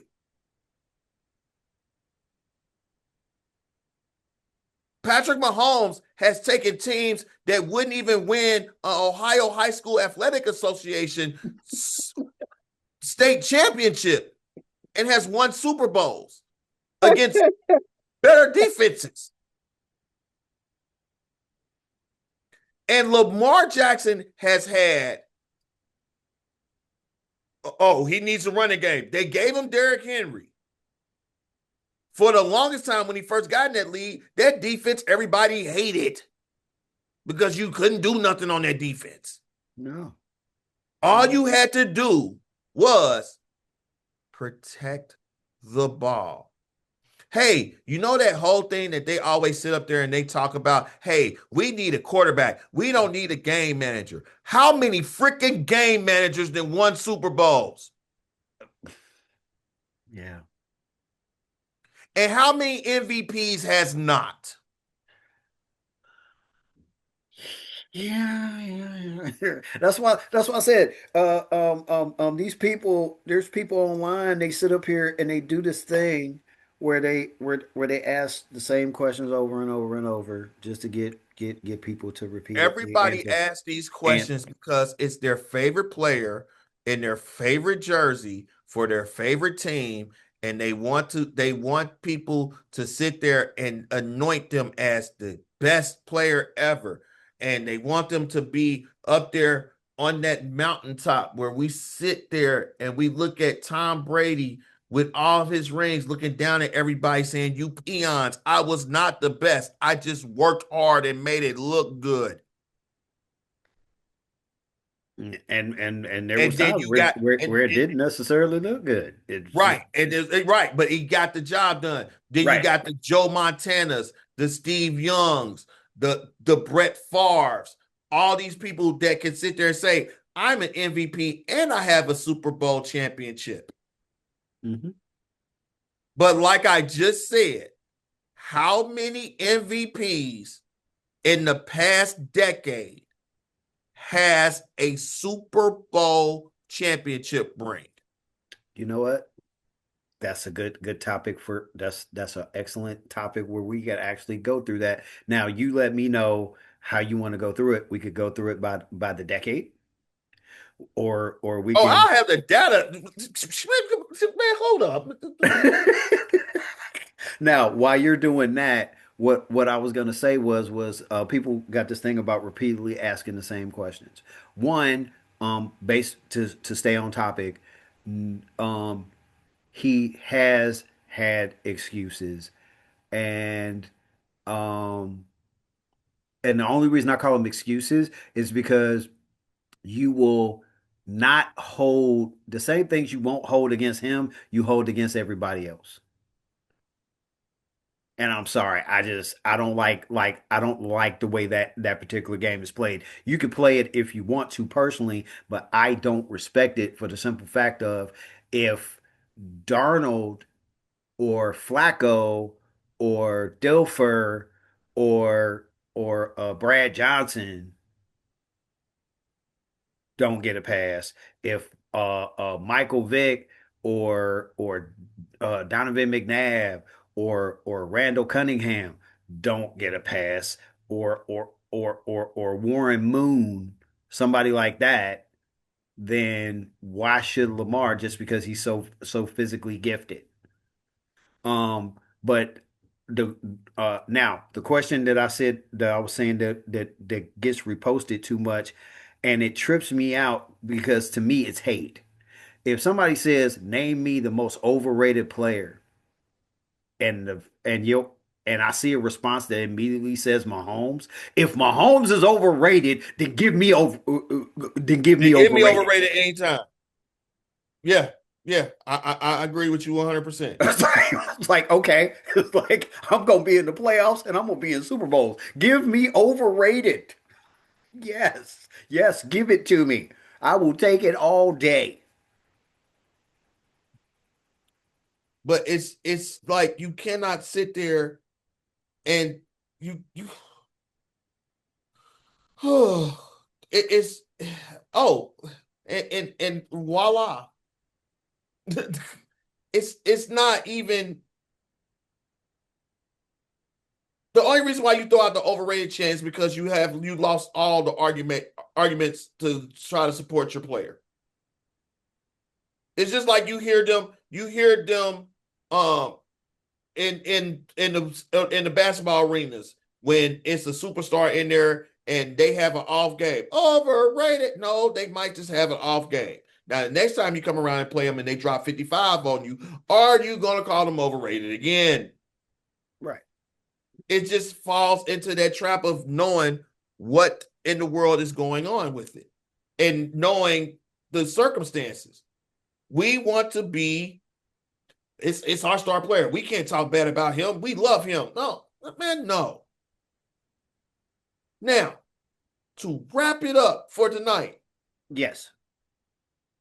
My good old trusty computer just spit out 23 players in NFL history have won the NFL MVP award during their playing time, and has won at least one Super Bowl. Here are the players that accomplished both in somewhat chronological order. Bart Starr, Johnny Unitas, Joe Namath, Lynn Dawson, Terry Bradshaw, Roger Staubach, go Cavaliers, Ken Stabler, Joe Theismann, Joe Montana, Lawrence Taylor, Marcus Allen, Mark Mosley, Emmitt Smith, Steve Young, Brett Favre, Terrell Davis, Kurt Warner, Marshall Faulk, Peyton Manning, Peyton Manning, Tom Brady, Aaron Rodgers, Patrick Mahomes, John Elway. Out of that list of 23, players that have played since the turn of 2000 that have won both. Patrick Mahomes, Aaron Rodgers, Tom Brady, Peyton Manning, Marshall Faulk, Kurt Warner. In the past 10 years, how many has done it? Mahomes and Brady? No. Oh, yeah. and Rodgers barely on the cusp on the outside of it. Yeah. So three quarterbacks. Now, we have what? Allen's won 1. Lamar's won 2. Saquon's won 1. You talking about MVPs? MVPs. Hold on. I'm about to let it pull it up. Because this is why there's been 57 that has not won. Well, no, there's been 34 that has not won a Super Bowl.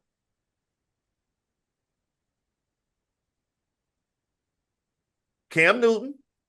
Right. Matt Ryan. Yep. LaDainian Tomlinson. Yep. Modern MVPs, they're still chasing one. Lamar Jackson. Okay. Josh Allen. Still chasing one. So, you got your MVP trophies. You got your individual accolade. Congratulations. But what's the one thing we always sit up there and talk about when they get to the playoffs? What did we beat the hell out of Josh Allen for this season? You had a season to where you had no Mahomes, no Burrow, no Lamar, and you still wet the bed. Yep. And because at the end of the day, what was good the year before was not good this year. And exactly. And I would love to know. I'm guessing that I need to know what the president / GM is thinking by keeping Keon Coleman. Here's the thing. I don't know. And again, this goes back into what we've talked about a couple of times tonight. I don't think the market's there for him. It's cheaper to keep him.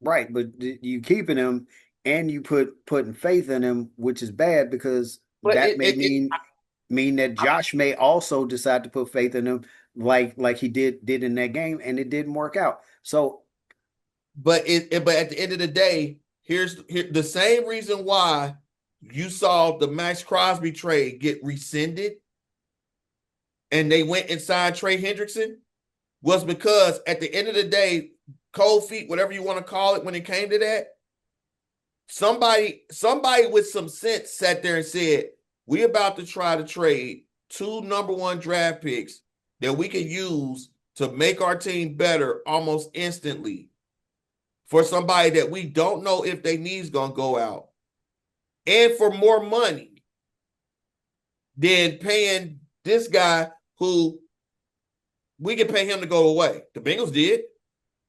And we keep our draft picks. So you literally got almost 6 years. You got a 6-year window on 2 players versus a possible 2-year with either ones that you signed with Crosby or Hendrickson. You got to make that choice. So you can't. And so when it comes to Keon Coleman, or when it comes to AJ Brown, or it comes to some of these other players that they've been trying to shop, most of the time they've been trying to shop them and they got to throw in a pick to get somebody to bite for them.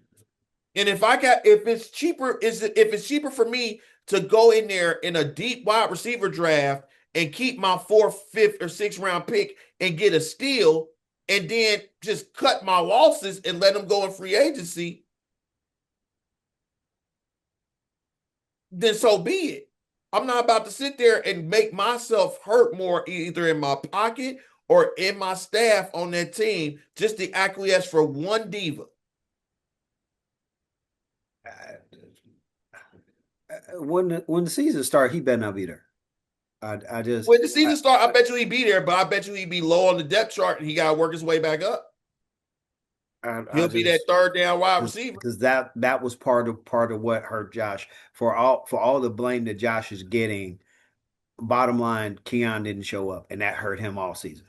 The craziest part when you look Plus back at that the people season, that they let go, because Hollins went to the Patriots, and everything else. You let go of people that you didn't value went off and showed they value elsewhere.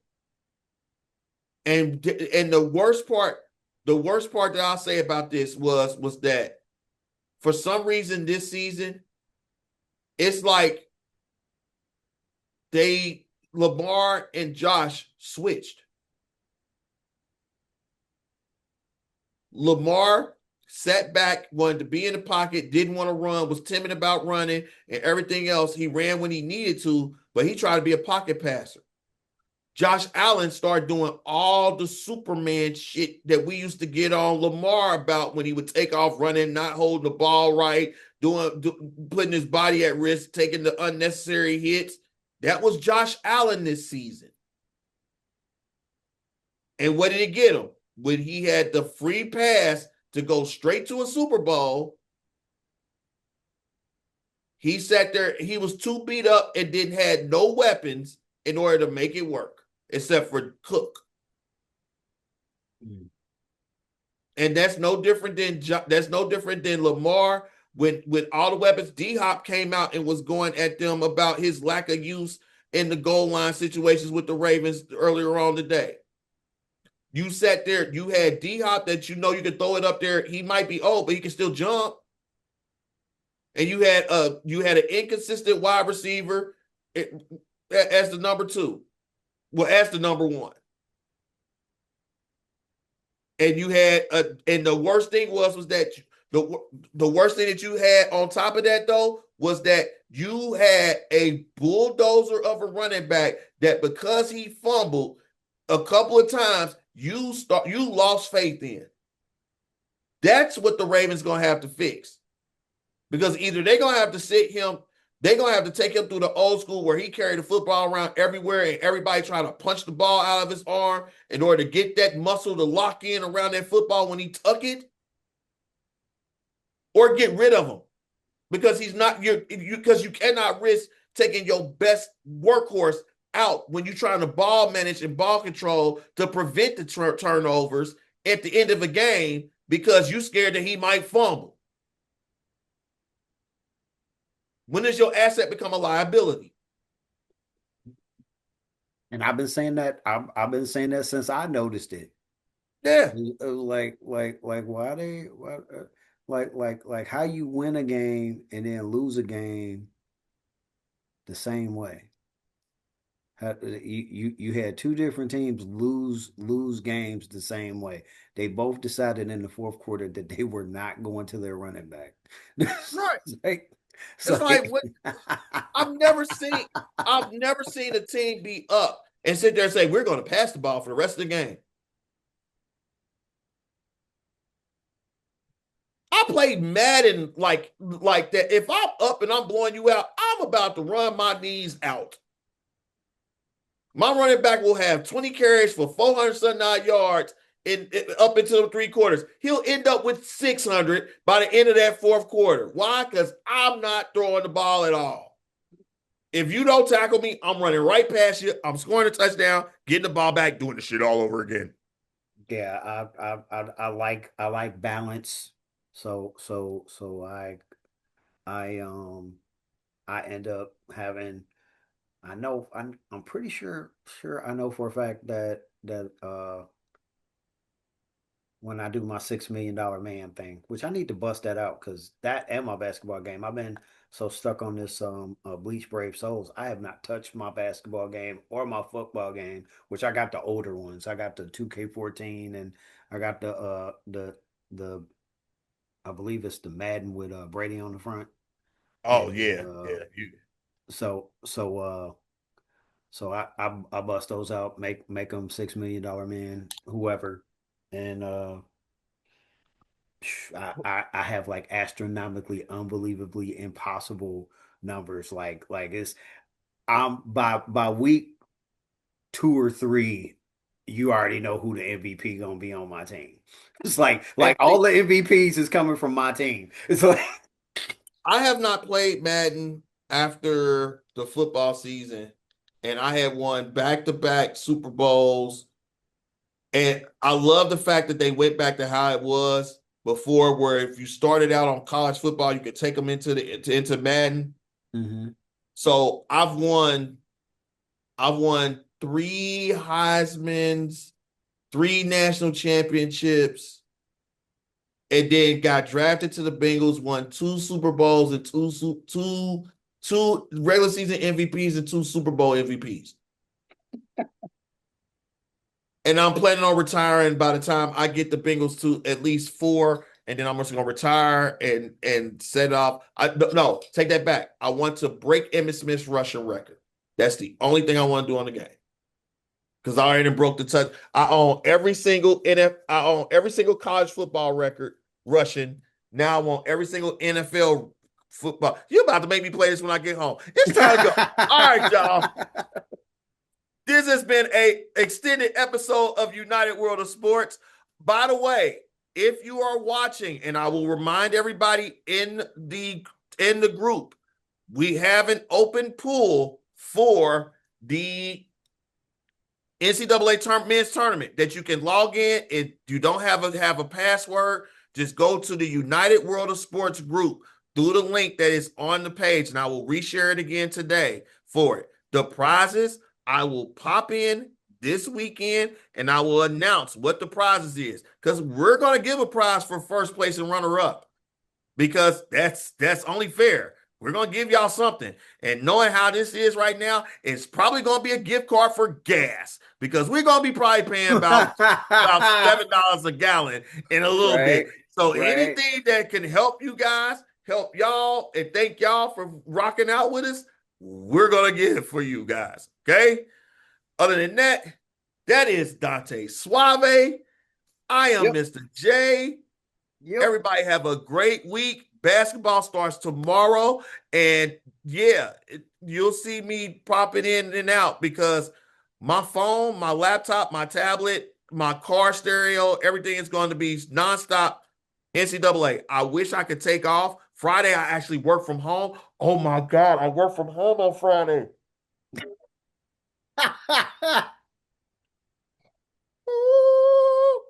That's another thing that I wish I could do. I wish right now I could mess around and find me a job where I'm working from home, because I would be able to do so many things.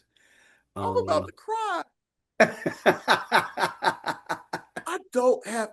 The only thing is that my kid and the family is out for. I don't care. I'll lock myself in the basement. I can watch basketball. I can legitimately watch basketball. And you know I have the YouTube TV to where I can set it up to where all 4 of them are on. No. I gotta check it when I get home. If the app is back on on Vizio TV, I can have the NBA, the NCAA March Madness app up on the screen, where it's got the live feeds for all the games going on at the same time. Oh my God. I'm out of here, y'all. Have a great night. Yep.